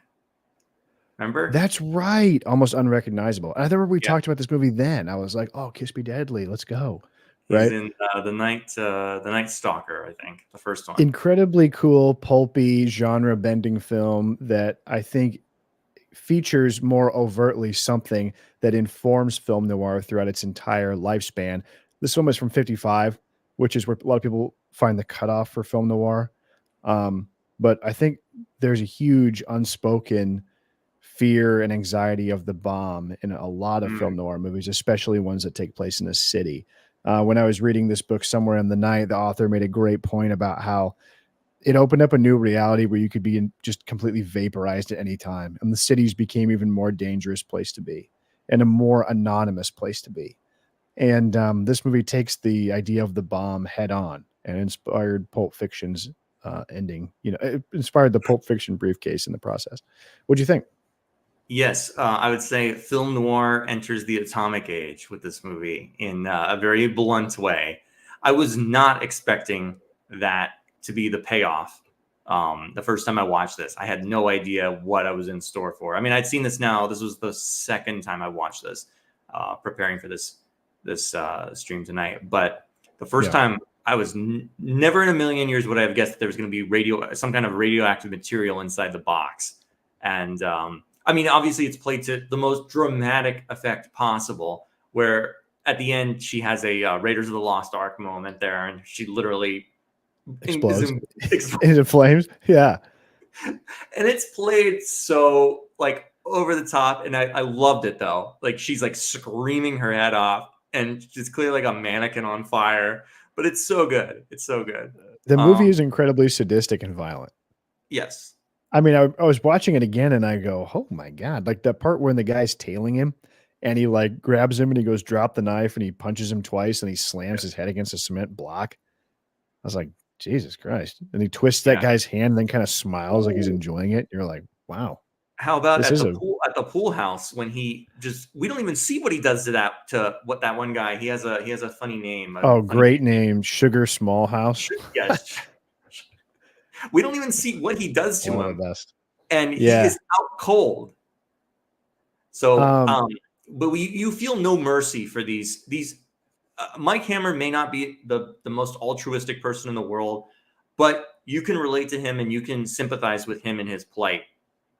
But the other people in the movie are so bad, so evil, so just disgusting that you at least relish in his like retribution to them for payback for what they did to him and what they did to Christina, the girl that gets murdered at the beginning, played by Cloris Leachman. There should be some kind of term for that kind of character too, which is not a film noir, but like sort of an enticing female character that is the setup. You know what I mean? Like she brings the guy into the story. She's not evil, but she's sort of this enticing female character. I guess I'm not a big perm guy, but I mean, I just think about the part where she's being tortured. I was like, oh my God. You just see her legs. All you see are the feet. Yeah. Oh my God. Brutal. Crazy. So yeah, basically Ralph Meeker, Mike Hammer picks up, I remember there was a James Bond TV advertisement that said that James Bond makes Mickey Spillane look like a grandmother, right? As in like he puts to shame all of Mickey Spillane's hard-edged heroes. But you know, he's cool. He picks up a gal in his really cool car, and we get like terrific, you know, lockdown cameras on the back and front of the car. And we get real driving, and it's like really a pretty neat effect, right? Picks up this girl, covers for her when she says she escaped from a madhouse, but she's looking for something. Then they get cornered by some bad guys who we don't see, and she's tortured and murdered, and he escapes with his life after they stage their demise, right? And then from there, he goes on to investigate exactly what's going on, which leads him to a mysterious briefcase and a whole lot of other issues. But I'm sorry, I'm going to interrupt here. But Battle Elf says, almost as shocking as hearing George is married to a live woman, allegedly. Stress allegedly. You know, I can make up whatever I want, but go ahead. Oh, okay. I was going to say, I don't remember. If it can happen to me, it can happen to you, bro. Keep trying. Go ahead. Yeah. At a presidential moment.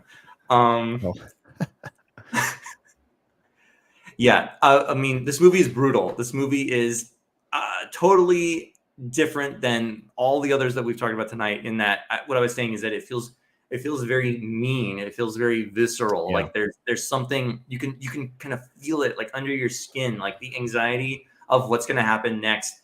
Anything's on the table, right? I mean, people come and go. People get killed very casually. Yes. For no reason other than they just get in the way. I mean, in fact, it's when I say it's brutal, I mean he survives the car crash that's meant to kill him with the dead girl in the car.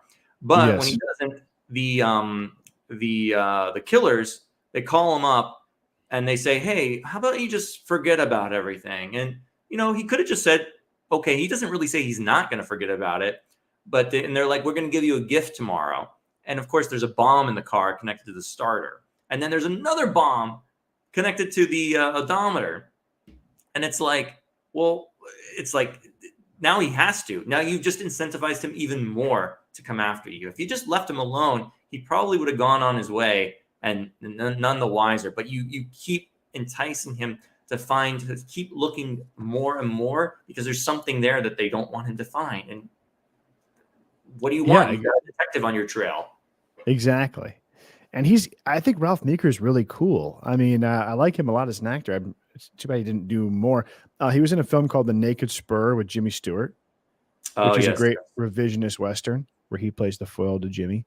A great movie. I would say Jimmy Stewart's The Searchers. If you know, Jimmy Stewart were, seriously, it's kind of like his revisionist Western, come to Jesus kind of a thing. But no, this movie's badass. And that's really, you know, I'm trying to think if you have anything else to touch on about it. I mean, it's pretty neat. And the way it sort of confronts the idea of nuclear war and nuclear Armageddon is interesting. Also, there are a lot of parallels with this movie. And if you've seen David Lynch's Lost Highway, the hidden, obscure cabin that everyone returns to be tortured or killed, very similar to the climax of that movie. You seen Lost Highway? Mm-mm. Oh, you should. You like David Lynch? Yeah, I mean, not everything. I think we've had this talk. Okay, before. I'm sorry. Yeah, well, you should see Lost Highway, but go ahead. I was going to say also, interestingly, our climax takes place at a very similar beach house as in Mildred Pierce, where everything comes unraveling down. Of course, this ends with a more explosive finale, unlike that film. But does the world end? I really, really like this. It subverts your expectations. It offers something more to think about than just, you know, politics in the city or gangsters or family drama. There's higher stakes involved here. What are they planning to do with that radioactive material? They're planning to sell it. They're planning to use it. We don't know. And of course, the femme fatale here, who I don't even remember. Did they ever tell you what her real name is? No, it keeps changing. Yeah. It keeps changing because she's imitating the roommate of Cloris Leachman, who then, you know, throws herself at Mike Hammer to protect her. But of course, she's not really the roommate. The roommate was found in the river several days before and unbeknownst to him. And she's been playing him the entire time and uses him to track down the package. So she is, and she is merciless as well, and she backstabs and 2 times her boss, who's this. I mean, I feel like we could have used a little bit more backstory or info on this Dr. Soberin, who's Right. like kind of just comes out of left field. And what is his connection to all this? Like, is he just a broker or a con man? Like, what's his deal? Like, You know, these were things that I think I read a great quote from Robert Altman, who did a remake of The Long Goodbye with Elliot Gould, which is really good, from 1973. If you can check it out. Poorly received at the time because it wasn't really a great adaptation of Chandler and wasn't really a great remake of a, it wasn't the Marlowe of Bogart, right?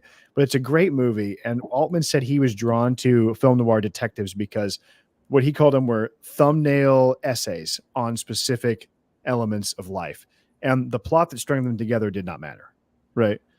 But it's about the detective, like Spillane here, like a lot of great detectives, like Sam Spade, is someone who transcends class, as we've talked about, to where he can hang out at the boxing gym.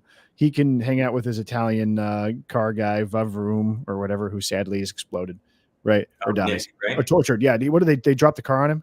They drop the car on him. Yep. Yeah.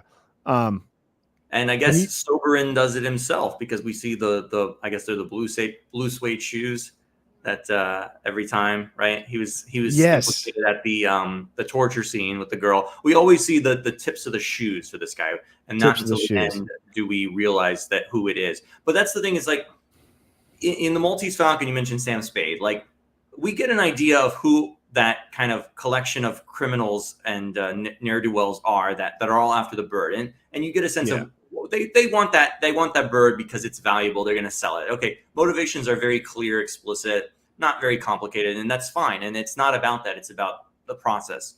Here, I mean, I feel like we don't know the antagonists at all, and we kind of get shoehorned in at the end. And I'm not a big stickler for stuff like this, but I think it would have helped flesh it out because I felt myself a little confused by who all the players were at different times and what they were doing other than just obtaining a box, which is fine, but it makes it a little bit more impactful. I got a quote for you. The script was written by a guy named Bezarides. Okay. And he said he wrote it fast. It was automatic writing. Things were in the air at the time, and I put them in. Now, you talk about this sort of obfuscation of who's after this thing, what do they want, what's their motivation.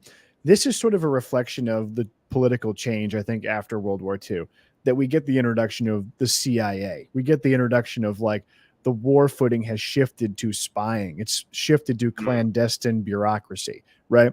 Things don't make sense, right? Nuclear Armageddon can be kicked off through just like haphazard circumstances of Mike Hammer tooling around town, right? I think that is kind of the idea. That's like the sort of nascent, emerging idea of this film, right? And why it doesn't necessarily, I guess, make sense from a plot perspective. It doesn't matter. I mean, but it's just, I'm just saying it would have been nice, I think, to illuminate the villain a little bit more, to have it more impactful. The other thing I like about all these guys, these detective characters, is I love their contempt for the police, but how they sort of like operate, in line with them, sort of adjacent to them, but that they can be brought in to be, questioned and just have total contempt for the operation, right? They're kind of like more the police than the police, like better than them, right? If you're, how much can I get away with before I call them, before I have to tell them what I know, before I have to ask for their help? Great way to put it. How much of a cowboy can I still be in modern America? Yes. Right. And if you watch Perry Mason, and I'm reading the novels now too, that's a common thread and a common through line through all of those too, is that they're always trying to subvert the police, and he knows just how far he can push the line because he's an attorney, and then at certain times he has to capitulate and kind of just put his cards on the table and tell them, because now he's in deep water there. He's in deep, yeah. No, it's a good movie, man. It's a good one to end on, I think. Definitely. I really like this one a lot too. It's not my favorite of the lot, but I mean, I really enjoyed it. Kind of a little proto James Bond energy going on here, as you can see from all of the promotional stills. All had to do with the women of Mike Hammer, right? Yep. Reminds me of that Only Live Twice poster where Bond is being bathed by various women in China or Japan. It's funny that I recognize Cloris Leachman only from her voice because she's so young here that I did not know that was her. But then I heard her voice and I'm like, is that her? And then I look at it, it's her. She's the girl at the beginning. Of course, she was on the Mary Tyler Moore Show and many other things. I do not have. I know I've heard that name before, but I don't have the. Oh, okay. And she's a native Iowan. Iowan. Young Frankenstein. She's a native from Des Iowan. Moines. Yeah. Yeah, you never watched from Des Moines. You never watched the Mary Tyler Moore Show? Mike Hammer wasn't married. No, he was a confirmed bachelor with a voicemail, reel to reel, which would have been some big shit back then, dude. Who's the lady on the recording though, and how does she know that he doesn't have any messages when he gets home? Wasn't that his gal, Vera? His what is she? Where is she recording that from, or what is she? How does she know? Did she go to his apartment, and why does she need to record that? There's no his apartment's like his office. It's like his it's his hang. It's his pad. But then, what if somebody called while he was out after she left? How would she not? How would she know that there's no new messages? It was new tech. It impressed everybody at the time. You're not impressed. You're a Philistine. Whatever. I love that. I mean, come on. Does that not look like the ending of Raiders of the Lost Ark there? Yeah, it absolutely does. Absolutely, it does. And that's what I liked about this. It's not afraid to take that next level into like the space age here, and I'm all for that, throwing in that otherworldly. I mean, it's real, it's of this world, but it's fanciful to that regard. I mean, even this costume that she's wearing looks like some, Things to Come style, or like Captain Marvel style. You know what I mean? Like a space cadet outfit almost. Oh, how about at the beginning? You have the photo of her stopping the car. I mean, sure. It's implicitly stated, but she's completely naked under that trench coat. Right, because they have that back and forth with the grease monkey guy at the gas station where he's like, "Oh, you pulled over to the side of the road, huh? Got a little wood stuck in your car, pulling over to the side of the road." Right? There's that kind of right. Yeah. With the trench coat. All right. Wow, we have 5 guys going just into. Oh, not 2. Never mind. What? I tuned out. Nothing. I was looking at the eyeball at the top of the screen that tells you how many people you have watching. And they all dipped out. Yeah, Battle Elf. Thanks for stopping by, brother. What else you got?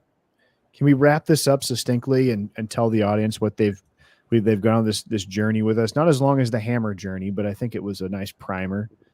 These would be good intro films for you from a film noir perspective.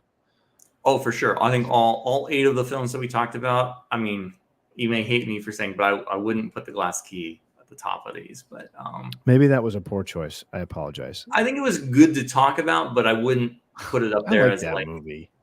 I know you do. I know you do. But like, we could have watched Maltese Falcon. Yeah. Yeah, I would put the Maltese Falcon in place of that as one to watch for sure. DOA is one that I like. The Big Clock. I'm planning on doing a solo video review of The Big Clock, which is good. And I think I mentioned for Orson Welles. Did you see The Stranger? No, I've not seen The Stranger. Okay, it's very good. I think he also directed it as well. But it's him playing a escaped Nazi who comes to America and hides out in like rural small town America to start a new life. And Edward G. Robinson is like a G-man who's on the trail of this guy and, is out to expose him and take him out. So it's very good. And then you wonder, is Orson Welles going to kill his wife, who starts to become suspicious that he may be this escaped Nazi. Oh. So that's a really good one. And then also Edward G. Robinson in Woman in the Window is another one that I really, really liked. That was one of the other ones I watched at the like the first ones I watched when I was getting into that with Joan Bennett.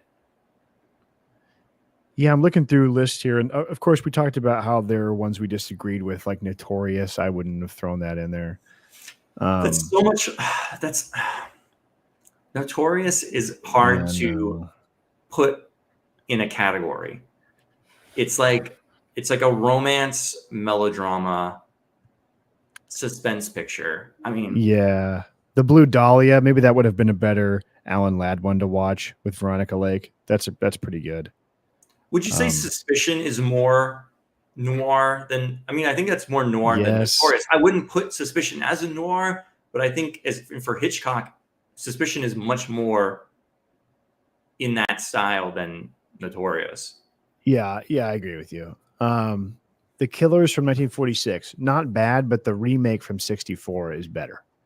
Have you seen that? Is that the one with Ronald Reagan? Or Yes, it's so good. That's the only film where he plays a villain, I think, right? Yeah, it's scary. He's really good. That's a great. With John Cassavetes as the lead, and then we have Policewoman. Oh, you know, Ronald Reagan films. That's another idea. Oh boy, Bedtime for Bonzo. Have you ever seen Newt Rockney, American Hero, or whatever it's called? Yeah, I didn't understand it. I had a bunch of it's a terrible fucking movie. I'm with you. It's terrible, and like he just like dies for no reason, and I'm like, what the fuck is going on with this guy? That's where the give one for the Gipper. Or, yeah, let's do it for the Gipper or whatever. Yeah, I had a couple of uncles and aunts that went to Notre Dame, and they were like, oh, Newt Rockney is a badass, and I was like, I guess he just died from like alcohol poisoning. Like that's how he died. I don't remember. Like, I almost couldn't finish it. No, they don't tell you that in the movie because it's like embarrassing. So like it's just he just dies. You know, he lost really the will to live Padme style. Years and years ago, probably around 2000, 2001, something like that, when I went to California for the first time and went on the Warner Brothers studio tour. Back then, they used to have an entire wall and section devoted to Ronald Reagan and his films and his photos and everything. And then when I went back, like, I don't know, 15 years later or something like that, it was all gone. It's all Harry Potter, you know? It's like so sad they got rid of all that because it's part. He was one of the studio's major stars, you know, one of the most important Americans. Yeah, but I mean, he was a star at that studio, and you know those movies are all terrible. But I don't know if he was ever in like a great. He was in Dark Victory with Bette Davis as in a supporting role, and that's probably one of the best movies he's in. You ever seen that? No, I have not. It's really good. She plays a woman who's like going blind and losing her sight throughout the entire picture. And at the end, I think she actually does go blind, but it's her like emotional struggle and things like that.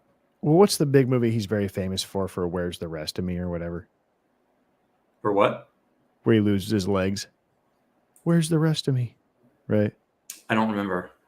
No, that's like his big famous line, isn't it? Oh, Law and Order. Law and Order. He doesn't lose his legs, and I've seen that one. That's no, it's not that. I'm reading off his filmography here. Law and Order. That wouldn't be a bad show to do, actually. I'm trying to remember. Law and Order. It's like the same movie as it's like been remade like 100 times. It's like the same movie made over and over again, but I can't remember which other Western it is aping. I'd have to see it again, but that one's really good. I did enjoy Law and Order. It's a nice Technicolor Reagan film with. I think they loaned him out to Universal for that one. Oh, really? Yeah. I want to. The other thing I was thinking about, which would be a really good topic, would be Abbott and Costello. I'd love to do that. What? Yeah, I'd love to do that. Yeah. And not just the monster films. I mean, because that's just too easy. Like some of the other films. Yeah, like what? Well, I wouldn't put Hold That Ghost as a monster film, but sort of in that style. But Hold That Ghost is really good. One of the ones I really like is Abbott and Costello meet the Keystone Cops. That's a really fun one. Okay. Because it's like kind of like movie based. They're filming a movie. There's a lot of cameos and things like that. Sounds fun. I know you like. Do you like Scooby Doo? Love it. Would you ever want to do a Scooby Doo like meets Don Knotts and meets Phyllis Diller and Batman and all that shit? Yeah. The new Scooby Doo movies. Yeah. Battle Elf. I was gonna make fun of your ass. I was gonna say, yeah, you're gonna go No Country for Old Men #5. Miller's Crossing we talked about last week. That's a great movie, no doubt about it. We can do Scooby Doo after the Johnny Quest Space Ghost one. My favorite cartoons. my favorite one for the Scooby-Doo team-ups, I mean, it's got to be the Batman and Robin one. That's It's awesome. like, I mean, there's two of them. The best one, though, is the one where they're in the campgrounds with the Joker and the Penguin are trying to steal the flying suit. That's the best one. Okay. And then my other favorite one is the Davy Jones one, where he has that sounds cool. like the mansion in England, and there's a there's a not a headless horseman, a Black Knight on horseback that's like haunting the castle. With Davy Jones from the Monkees. Yeah. Okay. And he sings a Let me song. see who are all the guests. So there's, I mean, I remember these off the top of my head. There's the real live people, and then there's the people that were just like cartoon characters and like dead celebrities. So like Sandy Duncan. Yeah, Sandy Duncan. They did Sonny and Cher, Dick Van Dyke, Mama Cass. She died. They did a Mama Cass. Mama Cass was alive though at that time. I mean, this is like 73 or so. I mean, so she was still alive. The Harlem Globetrotters, I remember that one. But they were not. Those are not the real. Those are just voice actors. Yeah. Same with the Three Stooges and Laurel and Hardy and people like that. They're dead. Jerry Reed. Jerry Reed's in there. Jerry Reed, yeah. What? There was a meet Jerry Reed? Not Harry Reid, Jerry Reed. That's what I said. Yeah, not Harry Reid, the I senator. Said Harry Reid, like Senator Harry Reid. I don't think he was famous enough. No, Jerry Reed from Smokey the Bandit. Yeah, and he sings a song as well. He sings "The Pretty Mary Sunlight." So Sonny and Cher one is really good, actually. I think is that the one with? No, that's the shark god one. Yeah. And then there's the cool ones where they meet other Hanna-Barbera characters like Josie and the Pussycats, and the Speed Buggy Gang. Yeah, meet Sonny and Cher. It looks awesome. Yeah. Sandy Duncan one's pretty good. Oh, Phyllis Diller. That's a good one. Don Knotts, like he said. Oh, Don Adams from Get Smart. Okay. That's a good one. He plays an exterminator. There's so many good ones. I used to love that. And it's like all those celebrities were like has-beens then. I know. Like I knew who like Don Knotts was, but when we were like kids watching Boomerang, it'd be like Jerry Reed. I was like, yeah, today Scooby-Doo meets Phyllis Diller. And it's like, who? Yeah. I mean, she was still alive even then. Like when we were watching these, like she only died not that long ago, and she would still be like around, but it's like, man, these references are way old, and I learned about all these things though. Professor Hyde White. That's the one I remember the most. That's the first episode. What a Night for a Night. Is it? Yeah, Professor Hyde White is the guy that is the professor that gets kidnapped, and they find him like stuffed behind a plant or something like that. Scooby-Doo is cool. Yeah, I love it. I know way too much about it. Do you ever listen to that bald guy on the internet who talks about Scooby-Doo all the time? Is it the Scoobypedia? There's a channel. It's like okay. Yeah, he like talks about Scooby-Doo all the time. He like loves Scooby-Doo. There's a couple channels out there, but I don't know. I really should do something. This guy's like I got too much stuff to do. It's like. Yeah, I feel you, brother. I feel like I did a disservice to myself, like not focusing on. I want to do too many different topics. I get it. It actually undercuts like the growth of the channel. Like I should be doing like cartoons, or I should be doing Scooby-Doo, or I should be doing only this. And it's like, no, I want to do everything, but then I end up doing nothing. I know what you mean, and like I'm trying to figure out. Like I had one movie in mind, but I got a lot of followers recently from that Conan the Barbarian video. Oh yes, congratulations! By the way, thank you. That was huge. For my show. It's still going too. Yeah, yes, which is cool. I'm kind of waiting for it to peter out, but it's just very consistent, like 2,000 a day or something, right? But I'm like, well, shit, I want to capitalize on these new followers that like Conan. So like, what do I do next? RoboCop? Like, you know what I mean? Like, do Conan the Destroyer or do Red Sonja? I thought about doing Conan the Destroyer. Red But I was Sonja would be an interesting choice though, because it's related to that, and it's at least different. yeah, because I was gonna do the big clock, but then I was like, nobody wants Oh, to. they're gonna You know, the Conan audience is gonna be like, they're gonna be like, bye. don't care. Yeah, so I'm thinking one Old of fuddy-duddy movie. Like, I yeah, want something I have 80s, wanted. 80s movies, man. Oh yeah, Back to Battle the Elf just said Future. Kroll. Yeah, I've thought about doing Kroll many times. Yeah, Maybe I will, but like I'm thinking maybe I'm gonna do a Planet of the Apes retrospective of the original series. that's I've a good wanted to do choice. that for a long time. It's going to take a lot of research and stuff because I want to talk about the cartoon and the TV show and the comics too. Yeah. But I'm thinking about that. Do you have a favorite of those? I mean, the first one is obviously the best, but of the sequels, I think Beneath is pretty cool. I think they Really? get kind of progressively. Actually, you know what? Battle. No, I Escape. mean, what's the fourth one with Caesar when he like comes up and it's like this like I think Battle for the Planet of the Apes. I think Battle's the last one. The fourth one is Fake Geek Girl moment. Yeah. Let me look it up. But I've thought about doing a Planet of the Apes. Oh yeah, one for a long Conquest. time. I got Conquest and Battle mixed up. That one is really cool and like very dystopic and unique. The third one, not huge on it. Matt says I should probably do Escape from the Planet of the Apes. That's my favorite. You don't like that one where they come back, where they go into modern times? Not really, no. Oh my god, I love that movie. That's the cheap out third one, dude. That's the cheap out. Amazing. I love it. The social commentary and allegory is phenomenal in that one. It's not bad. I mean, I don't hate it, but I like the fourth one maybe the better. But I like Beneath the Planet of the Apes a lot. The first one is obviously unparalleled the best. Matt O'Brien, buddy of mine, says probably should do Conan the Destroyer next. Yeah, I know. Well, thank you. Thanks, Matt.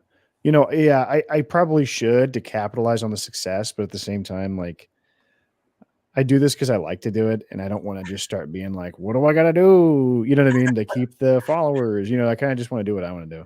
You should do a reaction first time watching. First time watching Conan Destroyer? Yeah. You and me just sit there. Oh, he's got a big sword in this one. Oh my god. It's no shame. I can't stand those things. It's just it drives me nuts. And it's like 500,000 views. Like first time watching RoboCop. And it's like, seriously? Like you got any interesting comments on that? Yeah, like if I really wanted to take off, man, I'd just start making like, you know, oh, the new Superman is woke. Oh my god! Just start bitching or something. You know what I mean? Just do one of those guys. Kennedy's at it again. Yeah, God, that Star Wars sucks. Yeah, just do that kind of thing. Yeah, Disney is in decline. Yeah, exactly. Yeah, it's like, oh god, you got anything new? Got anything new? Go woke, go broke. Yeah, and now that South Park has done it, I don't think we need any more videos online talking about it. No, we don't. It's officially hit critical mass. You know. Exactly. So yeah, Conan the Maid Impregnator. Yes, that's the real life version. That is funny. Ooh, Excalibur. That's a nice choice. That is a good one. That's a good one. I would be happy to do Excalibur. That would be cool. And I love John Borman too. So that's a pretty unique movie. For me, I actually have started working on it now. I just ripped the files. I need to get it out before Christmas. This is the Flintstones Christmas special review. You got to get that out before Christmas, dude. I'm going to get it out before Christmas. I ripped the files and I recorded the audio. So my Christmas special. My friend Flintstone. Perfect. There's surprisingly 4 of them, which it's a lot. I always wonder, what are they celebrating? It's the time before Christ. So how are they? Exactly. What are they celebrating on Christmas exactly? They had all the same shit back then as they had now. Remember that they had a Tony Curtis episode? I remember watching that. Yeah, the return of Stony Curtis. Stony Curtis. Yeah, that's right. Stony Curtis. I was going to include that in my Sweet Small Success video, but I opted not to. That would be a good Tony video. Also, is like Flintstone, just a little review of all the Flintstone guest stars, real people. There's quite a few. I mean, there's Anne Margarock. Yeah. And then the one that was like the most obscure as a kid, I mean, like I knew who Anne Margaret was even as a kid. I mean, and even Stony Curtis and stuff like that. But Hoagie Carmichael always like was like, who is this? Yeah. He was appointed by the Senate of the United States to be a celebrity. Yeah. He was like a big like jazz guy. And I saw him later in a movie. Have you ever seen Kirk Douglas in Young Man with a Horn? No. That's also one I thought about doing a video on. It's a really interesting movie. I think Michael Curtiz also directed that one, if I'm not mistaken. I really, you know what? Maybe what I'm going to do next is Kirk Douglas' Vikings movie. Which one is with that? with Stoney Curtis. He made a movie called The Vikings. Yeah, with Tony Curtis and Janet Leigh in it, and it's pretty sweet. Tony Curtis, and it was actually the Manitou. The fun thing about the Vikings from the '60s with Stoney Curtis and Kirk Douglas is that it was directed by Richard Fleischer, who then directed Conan the Destroyer. And I think did he do Red Sonja too? He might have. I think he did. Matt says, "Is there an Milius movie you would do?" Yeah, Dillinger. Richard Fleischer is a pretty interesting guy. Did a lot of films, a long career. I'm pretty sure he did. Yeah, he did 20,000 Leagues Under the Sea, which is dope. Dope. Great movie. Yeah. No, I mean, I love. I'm totally down for all those Disney, movie. Those Disney 50s like live action adventure films. That is a cool movie. I got to see that in the theater. Treasure Island, also phenomenal. I just watched it recently again, and it holds up. It's really good. What's trash are like the ones that are not adventure films. Like I tried to watch Pollyanna. Don't ask me why. Jane Wyman's in it, so I figured like, oh, it'd be cool. It was so boring. It was so dreadful. I turned it off.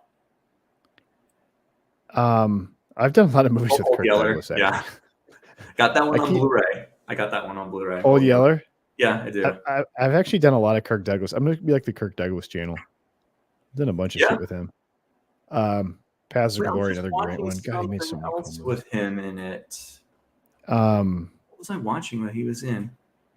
Yeah, 20,000 Leagues Under the Sea is dope. It's a great movie. Yeah.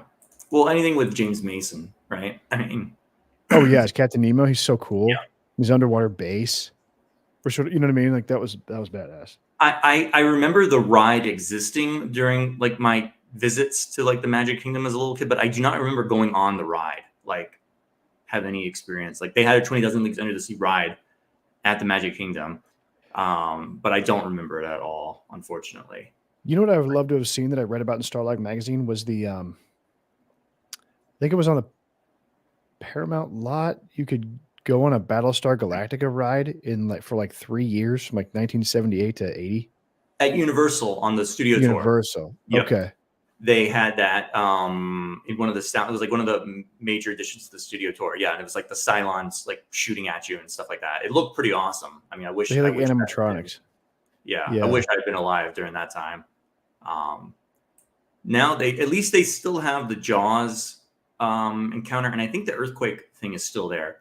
But the King Kong experience burned down like over a decade ago. Then they had the big fire on the lot. And the clock tower, the Back to the Future clock tower burned down, and the King Kong encounter burned down. Yeah. And now they have that trash Fast and the Furious simulator thing, which they ported over to Florida, and they got rid of Earthquake and Beetlejuice here for that.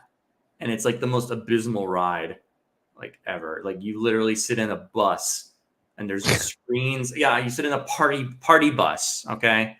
And there's screens on both sides and in the front, and like the most like video game style bad CG graphics of like all the characters flying around and like doing the most ridiculous stunts ever. And then like you don't know what to look at because it's so much stuff. It's like sensory overload, and then it's over. And then it's over, and you're like, "What just happened?" Kind of like that shitty Millennium Falcon ride at Disney in Florida. Oh, this is better than that. Sucked. That's trash. That's the worst. It's so bad. It's pathetic. Did you actually go on the other one though? No, it broke. Oh, okay. It's a good ride. It's not worth the wait. But yeah, it's still not that great. I mean, it's good. It's based on the sequel trilogy too. So like, who cares? Yeah, it's all sequel. Everything is there. Everything is. There's like a Kylo Ren animatronic that like flails around at one scene when like the air chamber decompressurizes and stuff like that. We just went to the bar, which was kind of fun. Like they Yeah, just, but like you had to pay like a lot to get in. It's just to go to that. yeah, we had to like wait for the bar forever, and then we got in there. But it was kind of fun. They had like guys like pretend like they were in Star Wars serving you beer, so it was okay. But I'd love to do a the aesthetics of what? that area are so ugly, though. They're It's bad. all just a rock based like tan. I don't get it. I don't get what Looks we're like supposed Stony to. Curtis's hang. Like it looks like a fucking Flintstones or something. Yeah, it does. It does. I mean, if you go to the Yeah. bedrock thing in Arizona, it's probably more interesting than that. There's a bedrock that exists out near the Grand Canyon. This is one of my goals in life is to go there. Oh, I think I went there as a kid, but it was like closed. It There's still a bed. exists. There's a Still exists. Flintstones. It's like a Flintstones village. Yes, you need to get out there. You got to get there and take a picture with Fred Flintstone. Yeah, no, I intend to. But yeah, no, it kills me. I think I've mentioned this before. It kills me that Star Wars land and then the Toy Story land that they added to the Hollywood Studios Park here in Florida. What they not that I care so much, but like what they got rid of to put that there. They got rid of the studio backlot. They got rid of the Hollywood tram tour, like the Catastrophe Canyon thing. That was you never build anything like that nowadays, and they destroyed all of that to put this mediocre, subpar IP bullshit in there. Yeah, exactly. And then Toy Story when that's the Slinky Dog roller coaster or whatever. It's like, who cares? Yeah, who cares? I would have been unimpressed as a child by these things. Right. But you're a sophisticated child. Yeah. You know what? I've done a King Kong. I would love to do a King Kong review. Yes. 83. Of which one though? The original. Okay. What about? I mean, I love the '70s one. I like the Peter Jackson one a lot. Oh, I like that one too, but I haven't. To be fair, I haven't seen that since it came out. You should rewatch it and watch the director's cut. It's terrific. I think the movie's badass. I'm gonna need like 3 nights to watch it. And the fact that he came out with that 2 years after Lord of the Rings is just astounding. What are your thoughts on these movies that are like 3 hours and something, 3.5 hours long like that? Do you like that or do you not like that? I'm not a huge fan of this. I like it as a home video consumer. I like it like when it's a popular film and they go, "Hey, you want more?" Like with Lord of the Rings, like let it go, baby. That's cool with me. The extended versions. I love those. The Peter Jackson King Kong. I think it's terrific. I love it. What about in the theatrical experience though? I don't know. It just makes it tough to when I was a younger guy, I used to go to movies by myself all the time. But I'm married to a real life woman, ostensibly, allegedly, as Battle Elf says. So like, I got to drag her along to this shit too, and then we have to like make plans and when are we going to eat dinner and what time should we go and I have to go to do this, right? So I'm not the freewheeling guy I used to be. Whereas I used to go see 3 movies in a day, right? Really? I've never done 3 in a day. I've done 2. Oh shit, yeah. I used to in college. I used to have like not a lot of classes on Friday when I was a freshman, so I just go watch like 3 movies and then just on Friday and then come back and head to the party or whatever. Very different college experience than myself. I remember going to see 7 Psychopaths, Dread, and Looper on the same day, like 2013. I did see Dread. Yeah. I remember that one. I do, and I do go to the movies by myself, unfortunately, sometimes because I see movies that no one else wants to see. And I don't want to be responsible for their good time. Or lack thereof, right? Yeah, bring them there and then have them not like it and be like, "Oh, what kind of movie was that?" Like I took a date to go see like Grey Gardens, the documentary. Right? Yeah. She didn't like it. She was like, "This is not really a great date thing." And we also saw Only Lovers Left Alive. Oh my god. I've had horrible theatrical experiences lately though. The post-COVID, I think that the decorum of audiences has just devolved like way worse than it even used to be. It used to be bad before, but like after 2 years of people just watching things at home on their couch, like now thinking that exists in the theater as well. Like the behavior of people is absolutely atrocious. I mean, I told you when I went to see The Holdovers, the guy next to us sounded, well, first of all, there was nobody sitting next to us when we picked the seats. Okay. But then they came and sat right next to us. And the guy was like, first of all, sounded like he was going to die. He was like breathing so heavily, and then he was like burping and belching the whole time too, crinkling the little plastic candy that he clearly brought from outside the theater. And it was like we moved because it was like I can't sit here for 2 hours and listen to this. This is like, and when I went to see Blue Beetle, the girl like at the other side of the row had her screen on the phone on the entire time during the movie. Oh my God. And I can't stand that. And she wasn't looking at it. She had it like turned sideways, but it was facing me. Like put it facing you. Like put it the other way. Exactly. Like put it, like hide it or something. Yeah. Don't. Yeah, I know. There, people are so ridiculous. Like, it's also the same thing with this sort of advanced boomer mentality of not being able to like turn your fucking phone off ever. And I mean, like, it'll be on high ringer and just ring. And then some lady has to dig through her purse for like 2 minutes to find it. And then finally turns it off. Yeah. You're like, my God, hit the sleep button on your fucking phone. You know what I mean? Yeah. Yeah. I can't stand that. Like, they get the phone and then you hear it and then it gets louder because they pulled out of their pocket and set it down on the table and then fuck with it for like 2 minutes before they get it turned off. You know?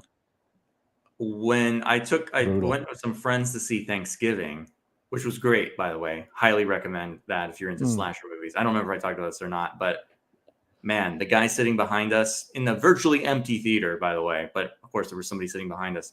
He was very much into the film, and it was a little scary. Let's just say the comments that were being made of the vicariously living through the movie was a little disturbing. What was he saying? That's how I would do it. Shit like that. Things similar to that. He was celebrating and like living in the moment of the kills, and it was very disturbing. It's a little much. Yeah, but otherwise the movie was hilarious. Like it was meant to be a farce, a parody of like consumerism, and like the scenes where the Black Friday shopping are just like over the top hilarious. Like, people just like stomping, trampling people, bashing people's heads in for no reason just to get the freaking like toaster oven. It's great. I should see that. I've never been a big Eli Roth guy. I thought the Green. The Green Inferno. You saw that? Yeah, I did. I thought it was funny because they kind of made fun of hippies. Loved it. Yeah, a little much for me on the gore factor, but But that's you're not going to get that from anybody else. There is no other director working now on that professional level who's going to do that style of gore effects. I mean, that's like a lost art at this point. Yeah. Is Thanksgiving that extreme? No, the Green Inferno is like the most extreme movie like I've ever seen, to be honest. He's trying to do like a cannibal Holocaust thing. Yeah. I mean, there's no scenes where there's almost a similar scene where they do cook a live person in Thanksgiving and serve them up as a turkey. Okay. Yeah. But because it's so ridiculous, it's meant to be like you laugh at it because it's so stupid. Yeah. Green Inferno is like deadly serious, and it's terrifying when they're cooking the people alive and eating them. Yeah. But I love that movie because it's like the Greenpeace people go to protect the rainforest, and then the cannibals come. I mean, it's like. You ever remember that South Park with Jennifer Aniston where she took them to the rainforest and their tour guide got eaten by a giant bug and like all this shit happens to him, and then at the end of it she's like, this place sucks, right? And they get saved by the guys tearing down the rainforest, and they're like, keep going, fucking tear it down. Yeah. I mean, Eli Roth is a special. I mean, now, so we've had that. We've had Machete. I have not seen the Hobo with a Shotgun. From the Grindhouse trailer. From the Grindhouse. But they need, what's his name? Rob Zombie needs to make Werewolf Women of the SS. Yeah. And then you're right. Edgar Wright needs to make Don't. And then it'll be complete. Yeah. Oh, and also the best line in the movie. I mean, spoilers for the movie. Do you care or not? I don't. Go ahead. Okay. Spoilers for Thanksgiving. Patrick Dempsey is the killer. Okay. Right. And at the end of the movie, he delivers in the most over the top, hilarious fashion. This year, as he's hunting like the remaining victims, he's like, "This Thanksgiving, there will be no leftovers." And as he's about to like tear into the last like victim, and you can just imagine like Eli Roth telling him, "Okay, do this in the most like worst delivery ever. Yeah. We had a kick out of that. I will have to check it out. That sounds fun. That's all I got, brother. Okay. So we're going to take a break for a little bit until the end of the year. And then when we come back, we're doing the Hanna-Barbera. Hanna-Barbera. So we're doing style, Space Ghost and Johnny Alex Quest, Toth. right? Not anything else. That's fine with me. I'm fine with just doing Space Ghost and Johnny Quest. Okay. I got some I good might reference watch a few stuff. more for context, but I mean, I'd watch the whole thing of both of those if we just stuck with those. Yeah. If not, I'll pick out some specific episodes that I think are the best. But it'd be interesting to see which, if you're going to make your way through the whole thing, which you think are the best, because there's different styles to the episodes. There's different types of episodes, Johnny Quest. There's some that are more sci-fi. There's some that are more horror. There's some that are kind of like espionage. So there's a lot of different flavors. What kind of Space Ghost is there? It's Space Ghost flies by a planet and there's like a big lava monster and then they stop it and that's it. Right? Yeah. Yeah. Well, Jace is crash land on that planet and he has to rescue him. You know what I love about Space Ghost the most? When his spaceship goes invisible and it goes Invisio power. Yeah. It has like that wonk kind of like Yeah. All right, brother. Everyone, thanks for tuning in. All right. Matt, thanks for tuning in. I'm going to do like just a live stream hangout one of these nights too, like on a weekend or something. We'll just bullshit. We'll have you on. Okay. Have a good one. Merry Christmas, everyone. Yeah. Merry Christmas, everybody.